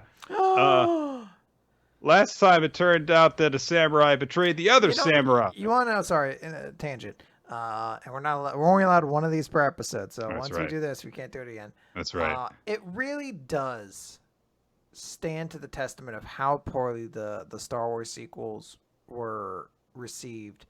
That the term traitor, like, was such an iconic moment in that first movie as like a meme. No one gives a shit about it anymore. Like, that should be, anytime someone says traitor, it should always be like, go back to it, traitor, whatever. No one does now. Those sequels really took a lot of the goodwill out of the memes. People named that character TR8R because of that, because that's like his only line in that movie. And then for no reason, he just has an awesome fight scene. I was gonna say, you don't know his name. He has like a giant cool weapon. I was like, why don't all stormtroopers have this? Like a fucking berserk sword sized tonfa or whatever the fuck it was. It's okay, guys. We know what stormtrooper you really liked from that movie, so we brought them back. It's Captain Phasma. This time, she isn't going to get thrown into a garbage disposal. Like, okay, cool. So Dora and Kusanagi rush off because, oh man, the Moroka team, oh man, there's trouble. And Hughes is like, leave them. Fuck them. Fuck those kids. Dora gets back and, oh man, he runs into Uchiha, like the one character that we've actually met before. And Ichigo's like, oh, we were attacked from behind. That guy, he betrayed us. And Dora rushes over to them and is like, you, why'd you betray us? And that samurai is like, what? No, Kabayakawa's the traitor. And oh man, Uchiha wasted no time. Just like 2 seconds, Dora had his back turned. He's like, I'm going to get your head off. But Kusanagi pulls them to safety. So shook. Nick, this moment had me shook. Nick, Doron Dororon has been in a lot of highs recently. The excellent Dosan saga, as we've talked about, the bittering fall of Kitakabe, whatever, his death and passing. And then it just hits another GOAT moment of the betrayal of Uchiha. Like, this was a mold that's been seen in the organization for years. And, like, the eventual payoff to this, like, there have been theories. There have been people who have definitely theorized since we first saw Uchiha, like, there's something up with this guy. This is something's going to happen. And some people have likened it to Aoyama from My Hero, where they were like, this has been kind of sitting in the back burner. It hasn't been the focal point of the story, but one day we are going to get the reveal that Aoyama was the traitor all along. And people have been saying that about China, and it's finally happened. This is a big moment, you know. I think back to, like, the twist about Aizen, you know, when it was revealed that he was the one behind the Soul Society. This is kind of like a similar level twist. Yeah, the betrayal of Billy against Union. Yeah. This would stand up on, I think, the top 10 twists. Certainly, it's going to be like, you know, Billy, Aizen, Ziggy collects moms, and then it's Uchiha. These are like the top 4. Really, when it gets right down to it. This one will probably go up too as we get more and more context to it. Oh yeah, absolutely. I mean, you know, because you know, it's like there just seemed to be such a genuine closeness between Uchiha and Dora. Yeah. So you gotta think, like, what happened here? You know, they liked each other so much. They just adored each other. Was that just an act that Uchiha was putting on, or is there some other nefarious force at work here? But you know what? You know, with a big reveal like this, you know, you're just gonna have to wait to find out. And I'm sure once we get that reveal, it's gonna be such a huge anticipated moment. It's gonna tear our world apart. And then, assuming that it is something that, like, you would come back from, is there going to be like a redemption saga? Yeah. Is there going to be a moment where Uchiha turns back to the side of good? That's something that you could do. Hold off on for like 10 years. Endeavor can lick the furthest point of my taint. I don't give a shit about his redemption arc, and Uchiha's redemption arc is what we're all invested in. I want to see this guy have to climb back into the good graces because he has gone far, and who knows if he can ever truly be forgiven for what he's done. Anyway, it turns out Uchiha is the traitor, and Dora says, "I don't believe it, Uchiha, it was you," which is normally the moment for, you know, the villainous traitor to reveal, you know, something of like what they've been doing behind the scenes to betray everyone. Instead, Kusanagi says, "That's Uchiha, but it isn't Uchiha. When we spoke to Uchiha just now, there was a weird vibe in his supernatural energy, and we attacked us. It became super clear. Uchiha's possessed." So there you go. Three pages after it turns out he's the traitor. The explanation is given for why he's the traitor. Because then Uchiha stops what he's doing. You know, he was trying to kill Dora with the sneak attack, but now he goes, "Allow me to explain. My name is Futakuchi. I'm not proud of this, but I am a small fry Mononoke too weak for the force field to detect. So I take over human bodies and use their strength. And I was hopping from human to human and got lucky and possessed a samurai. So I'm going to use your friend's body to attack you now." And Dora goes, "No, Uchiha, wake up. Don't let this thing get the best of you." And Uchiha says, "You're wasting your breath. As long as I even control the body, he's unconscious. Even when I'm spilling his samurai secrets and killing his friends, he just sleeps peacefully through it all." A tear falls from his eye. "Oh, I guess Uchiha's not actually asleep through this. He's crying right now." And then he starts to mock him and be like, "Oh, it's so funny. Come and get me if you can. I've merged with his brain. Here's my very obvious body sticking out of his head to present an obvious target. The only way to separate us is if I choose to leave. Do you want to kill me and your friend? Can you?"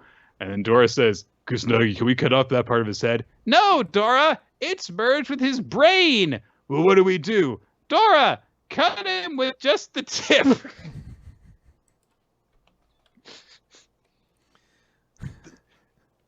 And then, so he rushes forward and slashes with supernatural energy, and Uchiha just stands there, and a slash goes through his forehead, and Fukushi goes, "No way, they did it."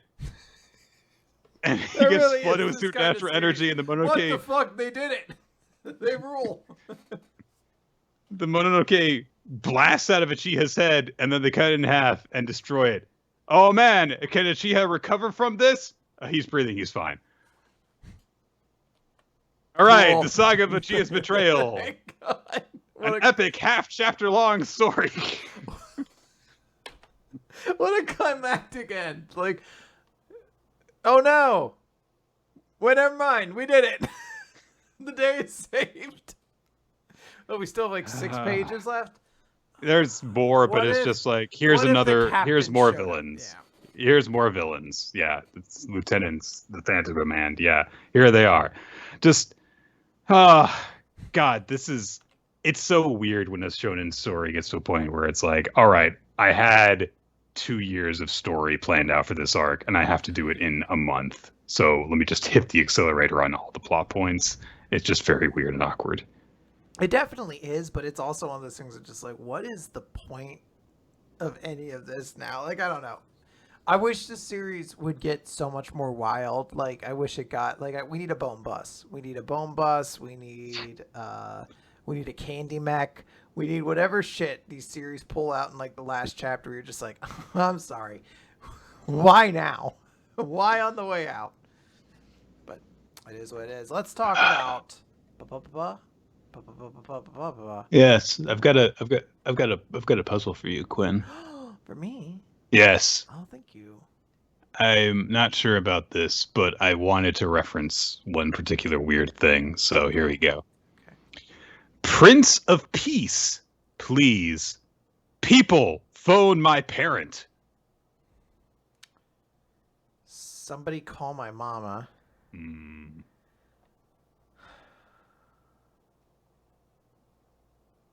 Is it Brodus Clay? No. Okay. You're on the right track. You did get that. You did get that. I mean, it can't be Ernest the Cat Miller. Nope. Okay, because I was going to say. Am I on the right track of somebody calling my mom? Okay. You are 100% on the right track. Who else got that? There is one more person. Who else got that stupid... What was it? The Prince of Peace. Prince of Peace. Peace being like War and Peace? Yes. Okay. Prince of Peace. Somebody call my mama. Prince of Peace. Wow. Who else had that stupid fucking theme As song? far as I know, there was only one other instance where it was used besides. This wasn't their regular theme song. Like, was this a one-off? It was a one-off, yes. Okay. Prince of Peace. Either you know the incident where it was used or you don't. I feel like I do. I feel like I do remember a third person getting this. But I don't remember who it is. Okay. I've blocked out enough of my mind. Can I get a hint? I had to look up what the titles to get Prince of Peace, but it's an astonishingly popular figure in culture that goes well beyond the realms of wrestling. So, like, an icon of wrestling? No, like they predate wrestling. Jesus? Is it Jesus? It's God. What? So, sorry. to tell the story to people. Oh, is this when Vince McMahon wrestled Vince McMahon God? was mocking Shawn Michaels for being gave him Ernest the Cat Miller's theme song. And so he was like, Shawn Michaels, in your tag match against me and my son Shane, your only partner is going to be God. Because apparently that's all you need is God in your corner. So he's going to be in your corner. And they did this whole stupid thing because Vince McMahon is a weird motherfucker who allegedly also abuses women in his employ, by the way. Can't understate that.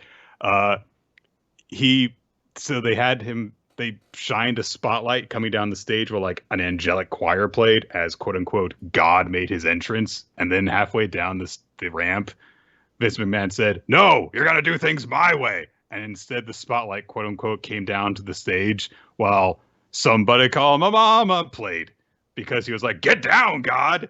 because Vince McMahon is fucking weird. Yeah. This is a thing that happened. Yes! God! All right. Well, that's fair. That is a good one. And I do appreciate that. I believe is 0-1 in the WWE because of that match. God lost? Yeah. But Nick, he can't lose. God is infallible.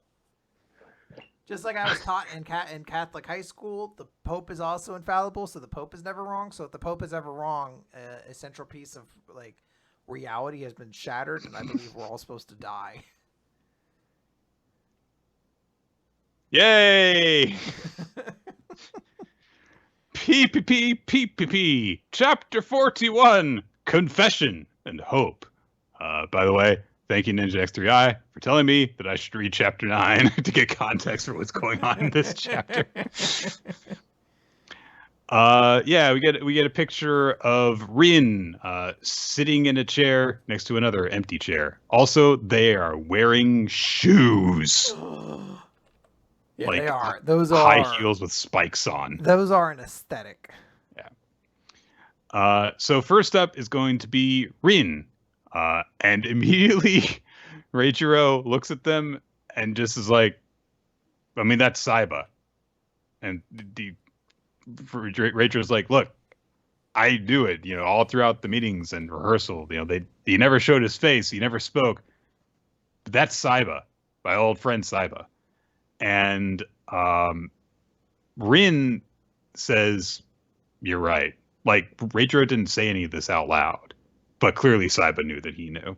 So he removes his mask and discards it and thinks to himself, I'm Rindo Saiba, and today will be my last day as a pianist. And of course, the audience is like, oh my God, he dropped his mask.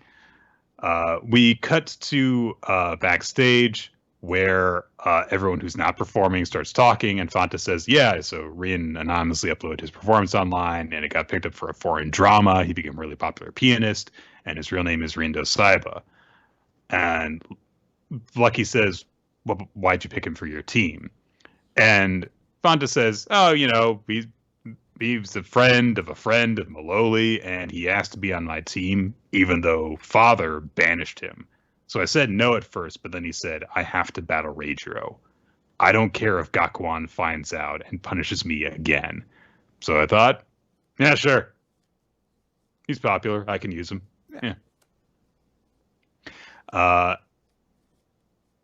Rin is thinking about Reichiro, and he thinks, I knew about the Otogami family before I met you. But back then, you seemed so helpless.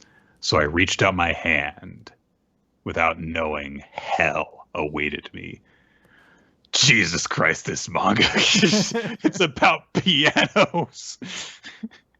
It's about a little more than pianos now, Nick. He starts to play Pomp and Circumstance, and there is a very striking visual effect of just the notes that are all in this like cascading line as they're stacked on top of each other, because Rin specializes in marches. And as he's playing, some of the notes like fall into his hands and stuff. All sorts of weird stuff happens. And they're like, yeah, he's really popular. Like it's like he's got an army marching for him, and he's in command of his troops. I guess he just has charisma. And Rin thinks, yeah, I used to think that about myself too, because even the genius Reijiro Otogami would tag along after me, and I could never beat him in competition. It was frustrating. But despite that, number one would always follow number two. It was like the more that Reijiro shone, the more my own charisma would be guaranteed. That, and only that, was something I was proud of. But then he lost on purpose. I learned he'd done it because he felt sorry for me, since I never came in first. My pride disappeared, leaving only jealousy toward the shining genius. And, yeah. Then he tried to put a razor in Reijiro's piano to hurt him. The entire time this is happening, with like explaining all this backstory, because I can't hear pomp and circumstance without thinking of the Macho Man. So I just imagine him being like, "Oh yeah!" Ever since then, I've been trash, garbage. Like he's climbing the piano. He's like, "I love this song. Play it louder. Play it louder." You think that you're trash? Let me tell you something about that no good hot dog and grandstand and Hulk Hogan. This is a diss track I wrote about him. I had a rap album. Did you know that? It's called Hulk Hogan Sucks. And it's 20 straight minutes of me telling you Hulk Hogan sucks here. So Rin admits to himself that he became an awful person. And by the time I calmed down and realized how horrible I'd been, I was all alone. And I'd enter competitions and get no response. My family's music shop closed down. Thanks to the video I uploaded because I needed money, I became really popular. But I lost my pride. No praise will change the fact that these hands hurt Reijiro. The truth won't disappear. Even on the verge of death, I'd never ask for forgiveness. But if I can make one wish, please kick my ass with your piano playing. And he's crying, like tears boiling up and spilling down. He's got this manic grimace across his face. He wants so desperately for him to be punished via Reijiro's playing the piano. This is crazy. This is so wild. Like, it's such a wild series. And the last thing he thinks he seemingly finishes his performance is, I understand you were a genius who yearned to be normal, but to me you were special. And now I can have an honest battle with you. I want to end my career proud that I fought at the end. Yeah. It's these kids. It's so extra. You're like, look, children, I want you to take care of yourselves, please. Like, it's just piano. Oh man. Yeah. So this was an intense chapter. And I guess we'll get Reijiro's response in the next one. Yeah. So. I'm looking forward to seeing what his response is. I think it's going to be good. I think Reijiro is going to. I feel like Reijiro is going to lose this match. Maybe not lose it intentionally, but he's going to try to lift this character up. Because it would kind of suck if this character shows up just big. I'm really sorry I was a dick, Reijiro, and loses here. Like, what? What was the point? Like, no, I'm just kind of sad. Maybe there can be, maybe Reijiro will try and imitate Lucky, whom he loves and respects so much, and try and reach out to this guy instead. That would be very beautiful, actually. Yeah. That would be extremely sweet. And then this series can get even gayer, which would be great. Hell yeah. I love it. Nick, let's talk about Mashle, Magic and Muscle, Chapter 116, Rio Grants.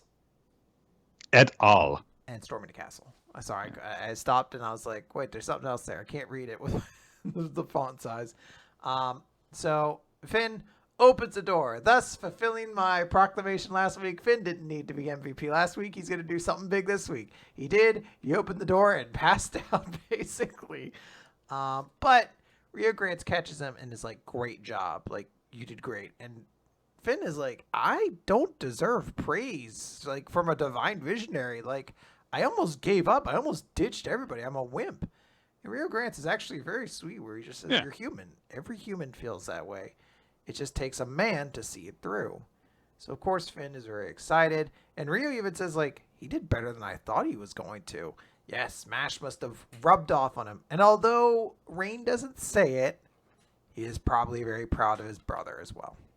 I do like that Dot just like rushes over and it's like, oh, Finn, you're alive. It's a nice little background thing. Very sweet. He does stop. He's like, wait, hold on. Are you and your brother on bad terms or something like that?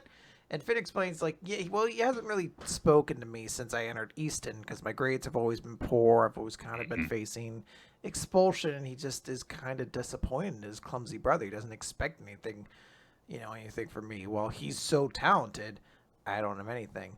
And Rio's like, well, maybe we can't compare you two, but in any case, today, you're the hero. So very sweet. And then they're like, all right, let's get into this place. There's a joke about, like, as they approach, a bunch of black cats walk by, and Dot's like, that's bad luck. And then one of them runs up and scratches him, and the scratch mark is in the shape of 666. He's like, this is really bad luck. But they make it to the castle. They open it up, and there's, like, a flower garden. And Dot's like, oh, this is great. Like, there's a whole bunch of flowers here. I could play Loves Me, Loves Me Not. And he picks up a flower, and he's like, hey, what's going on? And then suddenly, like, a bunch of bugs crawl out of it. And Lance faints as we find out he doesn't like ghosts or bugs. That's a new detail, I think. And Dot just looks like he's like, this is so pathetic. Like, this is bad. Everyone starts fighting, but basically what this amounts to, like, wait, these bugs are sapping our magic power. We have to leave this room. Everybody get out however you can. Everyone for themselves, basically. Dot reaches a wall. He's like, I gotta get out of here, but how can I do it? If only I had something heavy. And he just grabs Lance by the head and slams him face first through the wall. It's such a great moment. Like, I need something hard and heavy to bash the wall down. He just shoves his head through the wall.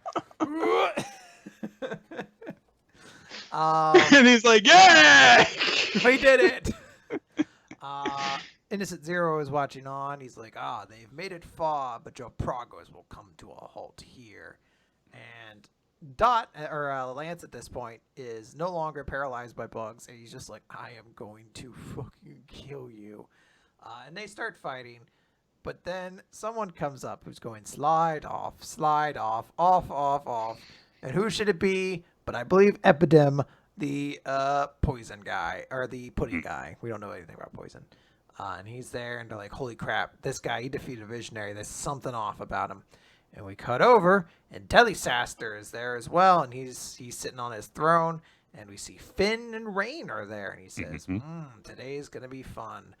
And then I forget this Famine. That's his name. Famine is like, I like your glasses to Order Maddle. He's doing like the little glasses thing, like, ooh, I want your glasses. I'm going to take them. And it looks like they're fighting in a giant circus rink. It's very, very crazy. So we don't get the conclusion, but we can only presume that Rio is going to run into Doom at some point. And then we get kind of an exciting, I don't know why, maybe I'm just a simp for Mashle. I know I'm a simp for Mashle. Let me correct myself. I'm a simp for Mashle. So this moment actually got me kind of hype because stupid little scruffy dude is just like, I can't turn this. He's a goner for sure. If only someone was capable of turning this key. And Lemon shows up and she's like, the cavalry's here. And even like the little dude's like, yeah, and she's like, fuck you. She shouldn't say that. She should just be like, fuck you, you fucking You're dick. worthless. Yeah. I, for some reason, love this moment. He's so like, Mashle's fiance is here to rescue him. Announcing her entrance, like, yeah, I'm here to save everything. Good for you, Lemon. I'm pretty sure we still don't even know if you even have magic at this point. She's just been getting by on, like, she's just been cheating. That'd be the best. Like, Mash has always been like having to figure out these crazy ways to get around it. She's just been cheating the shit out of the system to stay into school. Oh yeah. Yeah, a few nice laughs to be found through the chapter, I would say. I'm looking forward to how a lot of the different notes that we leave off on in that chapter are going to go. But let's head over to the Elusive Samurai, Chapter 71, Sadamune 1335. So Sadamune, decided he was going to just go and kill Tokiyuki at the very moment that he declared who he was and revealed himself.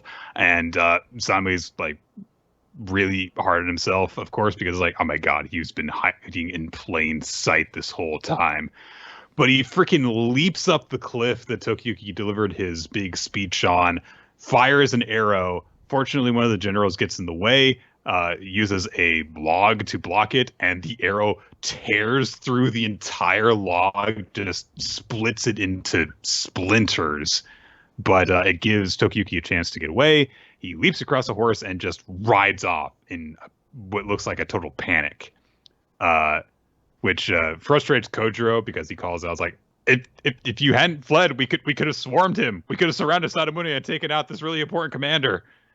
And Sadamune is, thinking to himself like, oh my god, it all makes sense that Chojimaru was this prince this whole time because his behavior was so refined. He always looked so determined. Wait, the pattern on his clothes was just the Hojo symbol, but slightly rearranged. The cheek of that little asshole. He's so angry about it.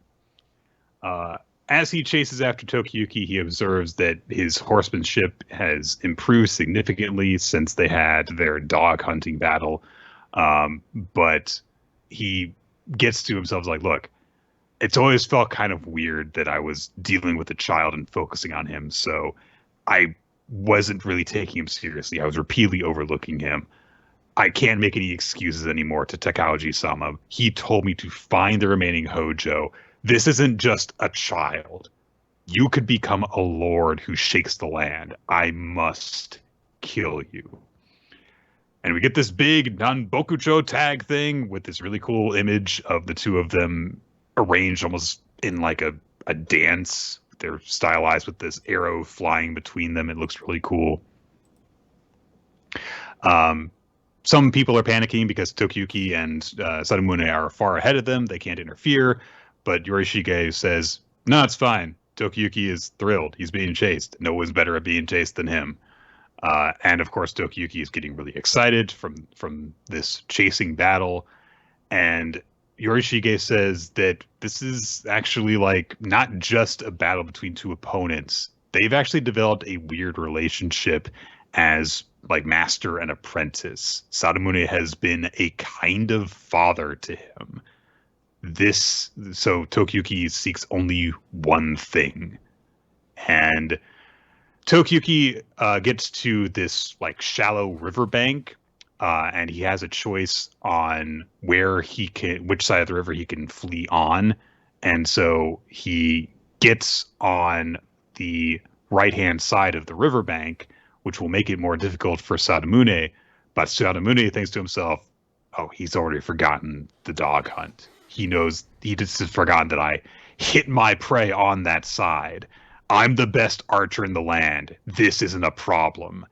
And Tokiyuki, as he's fleeing, his horse seems to slip on some rocks, knock him off balance, and Sadamune gets really excited. He's like, this is it. This is my opening. He fires an arrow, and Tokiyuki does this absurd, like, split-legged duck underneath it and easily dodges it. And Tokiyuki thinks to himself as he evades the attack, just as I love to flee from danger, Sadamune loves tricky shots. And when we focus on what we love doing, we fail to notice certain things. And because Sadamune was so focused on taking that shot, he forgot to watch out for that tree. And he hits a branch in a weirdly comedic fashion because his eyes that are constantly bulging like pop out of his head for just this one panel. It's kind of gross. It is kind of funny in my mind because I do like the idea that his eyes are so big they could just be like, whoop, and he's like, God damn it. So yeah, Tokiyuki actually faked losing his balance just so Sadamune would get focused on firing after him, forget to watch out for trees, and he's freaking knocked off of his horse because he was chasing it full speed and hit his fucking head off the branch. So Sadamune falls from his horse, his bow is ruined. He draws his sword as Tokiyuki just kind of trots up, and Tokiyuki says, I'm too young to know what happens next, so I wanted to see you before I leave Shinano. I may die without accomplishing anything, but I'm going to try to reclaim the throne. And this gets Sadamune really pissed off because, like, you're not going to reclaim the throne. You just got lucky. I'm going to kill you. But Ichikawa rides up and is like, We're deep into enemy territory by ourselves. We need to run away now. And just kind of pulls him away, pulls him onto his horse, and they flee. They get back to their own troops, and Sadamune is really pissed off at just how much Tokiyuki has grown. And he thinks of him as like a slippery eel that is evading capture. And he realizes the more that he slips away, the more that he grows, the more that he flees in utter impudence. As someone who can neither flee nor rule, I envy you that. So keep eluding me, Hojo Tokiyuki. Keep flying until I shoot you from the sky. And it ends on this bizarrely poignant note. Like, we go from, Sadamune being humiliated and made a fool of and looking silly as he's screaming and yelling. He's just had his eyes pop out of his head from hitting a branch, to him imagining Tokiyuki as this angelic figure flying away from him and thinking of him as this ultimate prey for him to pursue. And it seems that we're going to get a lot more of the rivalry between these two characters for a while. It is interesting. I really thought we were going to get a conclusion to that, but I kind of like how their relationship seems to shift and change. This idea that he has molted away from being the, I will get you, Tokiyuki, rah, to like an honorable hunter, being like, I will one day hunt you down because you continue to elude me, my angelic prey. I don't know. It's just like a cool evolution of their dynamic. Yeah. It's puts him in a more respectful light, which was an odd turn. It was also weird that we got this whole big thing of like, Namboku Cho tag! It's over. All right, so we're going to wrap things up with Chainsaw Man. However, before we do that, we have to really quickly mention two things. One, One Piece comes back next week. Yes. And two, Black Clover comes back the week after that. Whew. So we'll have both of those series come back into the recap. At that point, we'll probably have to reevaluate where Chainsaw Man's going to be in the recap, but we'll find some place for it. Yeah, we will. All right, it's Chainsaw Man, Chapter 99. Two birds. So, our new hero? Question mark? Yeah, it's a big question mark, but it's a valid one. She wakes up in her bed the day after, she got possessed by the war devil and killed the class president and her teacher because they tried to kill her. Gosh, what is her name? It's Mitaka. So she remembers what happened, and she's like, was all that a dream? Especially because she looks at her reflection in the mirror and sees that she doesn't have scars from where her face was cut open. But just as soon as she thinks that, an image of like her war devil self with, her hair wild and down and the cross-shaped scar on her face appears directly next to her and says, nah, this is no dream, girl. And Mitaka is surprised by this and stares at herself for a minute and tries pinching her cheeks to wake up. She's like, no, it's not a dream. That all that actually happened. Now go to school or I'll kill you. So Mitaka keeps on trying to pinch her cheeks, and she's like, no, it's not a dream. Look at the news. And of course, on the news, it says like, hey, a teacher and student were killed. They're found dead. Mitaka's, and she said, and the war devil says, yeah, we killed them together. But Mitaka says, I didn't kill anyone. You killed them. And she lashes out, and her hand goes right through the war devil's body because it's just a hallucination. It's just the way that the war devil in her head is appearing before her. The war devil explains, you died yesterday, and I claimed your body. And Mitaka gets some more details as they head off to her school saying, yeah, I left half of your brain intact because I don't really know how to interact with human society, so this will keep people from finding out I'm a devil while I infiltrate your school. And of course, Mitaka wants to know, well, why do you want to go to my school? And she says, because the Chainsaw Man is there. And she has Mitaka pull something out of her pocket, which is a button which belongs to this school's uniforms. She says, a devil that was killed by Chainsaw Man was clutching that button. So clearly the Chainsaw Man must be going to this school. And if we look at chapter 97, which was introducing, the high school setting, yeah, that uniform that Denji's wearing, yeah, it could be it. I mean, it's a pretty generic looking uniform, but it could be it. So she wants to go and find the Chainsaw Man and freaking kill him. But Mitaka says, and she looks at the school and says, I don't really want to go in there. Well, if you don't obey me, I'm going to take over the rest of your brain and then you'll actually die.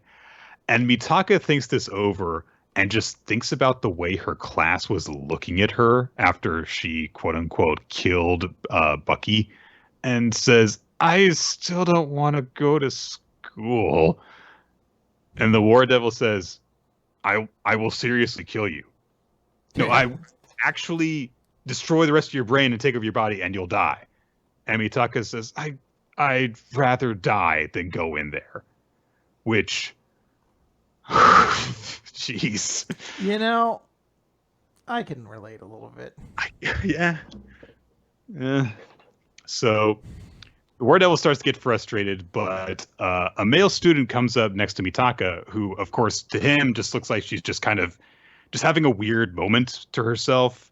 And he says, hey, you okay there? Do you want me to walk you to the nurse's office? And this guy, look at him. He's got all the piercings in his ears and perfect hair. Look at this boy. There's probably something wrong with him. So it's Chainsaw Man. Mitaka kind of gets flustered, so the War Devil's like, ask him if he knows where the Chainsaw Man is. Yeah. Do it. Ask him where Chainsaw Man is. Like, you don't understand how this works. And it's great as he's like, where's Chainsaw Man? He's like, oh no. By the way, people point out this is Yoshida, the octopus guy. Oh, okay. I didn't think he was this young. No. But, okay. Yeah. So Mitaka's like, I'm not, because she's trying to argue with the War Devil while Yoshida's like, who are you talking to? And eventually the War Devil's like, I'll ask him. Takes over his body, and she goes, boy, do you know anything about Chainsaw Man going to this school? And her scars appear too, which Yoshida, hesitates for a minute. Is like, well, I mean, I heard there was a rumor that, but I just transferred here, so I don't know much else. So if he is Yoshida, he's probably lying. But so War Devil Mitaka thinks for a second and is like, boy, shall I make you my boyfriend? I love that she fucking talks like she is fucking Kratos. Hey, boy, want to be my boyfriend, boy. Mitaka has a great reaction face to this, like, and Yoshida, smooth as hell. Nah, I'm good. Bye. Just leaves. Mitaka, of course, is like, why did you ask him out? And the War Devil says, I have the power to turn what is mine into weapons. If that boy fell for me, it would make him mine. No, I could turn him into a weapon then. I want to turn as many humans into weapons as I can to go to war with Chainsaw Man. This is dope. It's so silly, but it's pretty good too. This is way above Mitaka's level of understanding, like, what the fuck is going on? And she's like clenching and unclenching her hands, trying to come to like grips of what is going on. And then she realizes, like, wait a second, hold up. I'm involved with some serious stuff right now. It's a great understatement. And then she just kind of like fully realizes, like, the devil who murdered my teacher and the class resident is in my body, possessing me.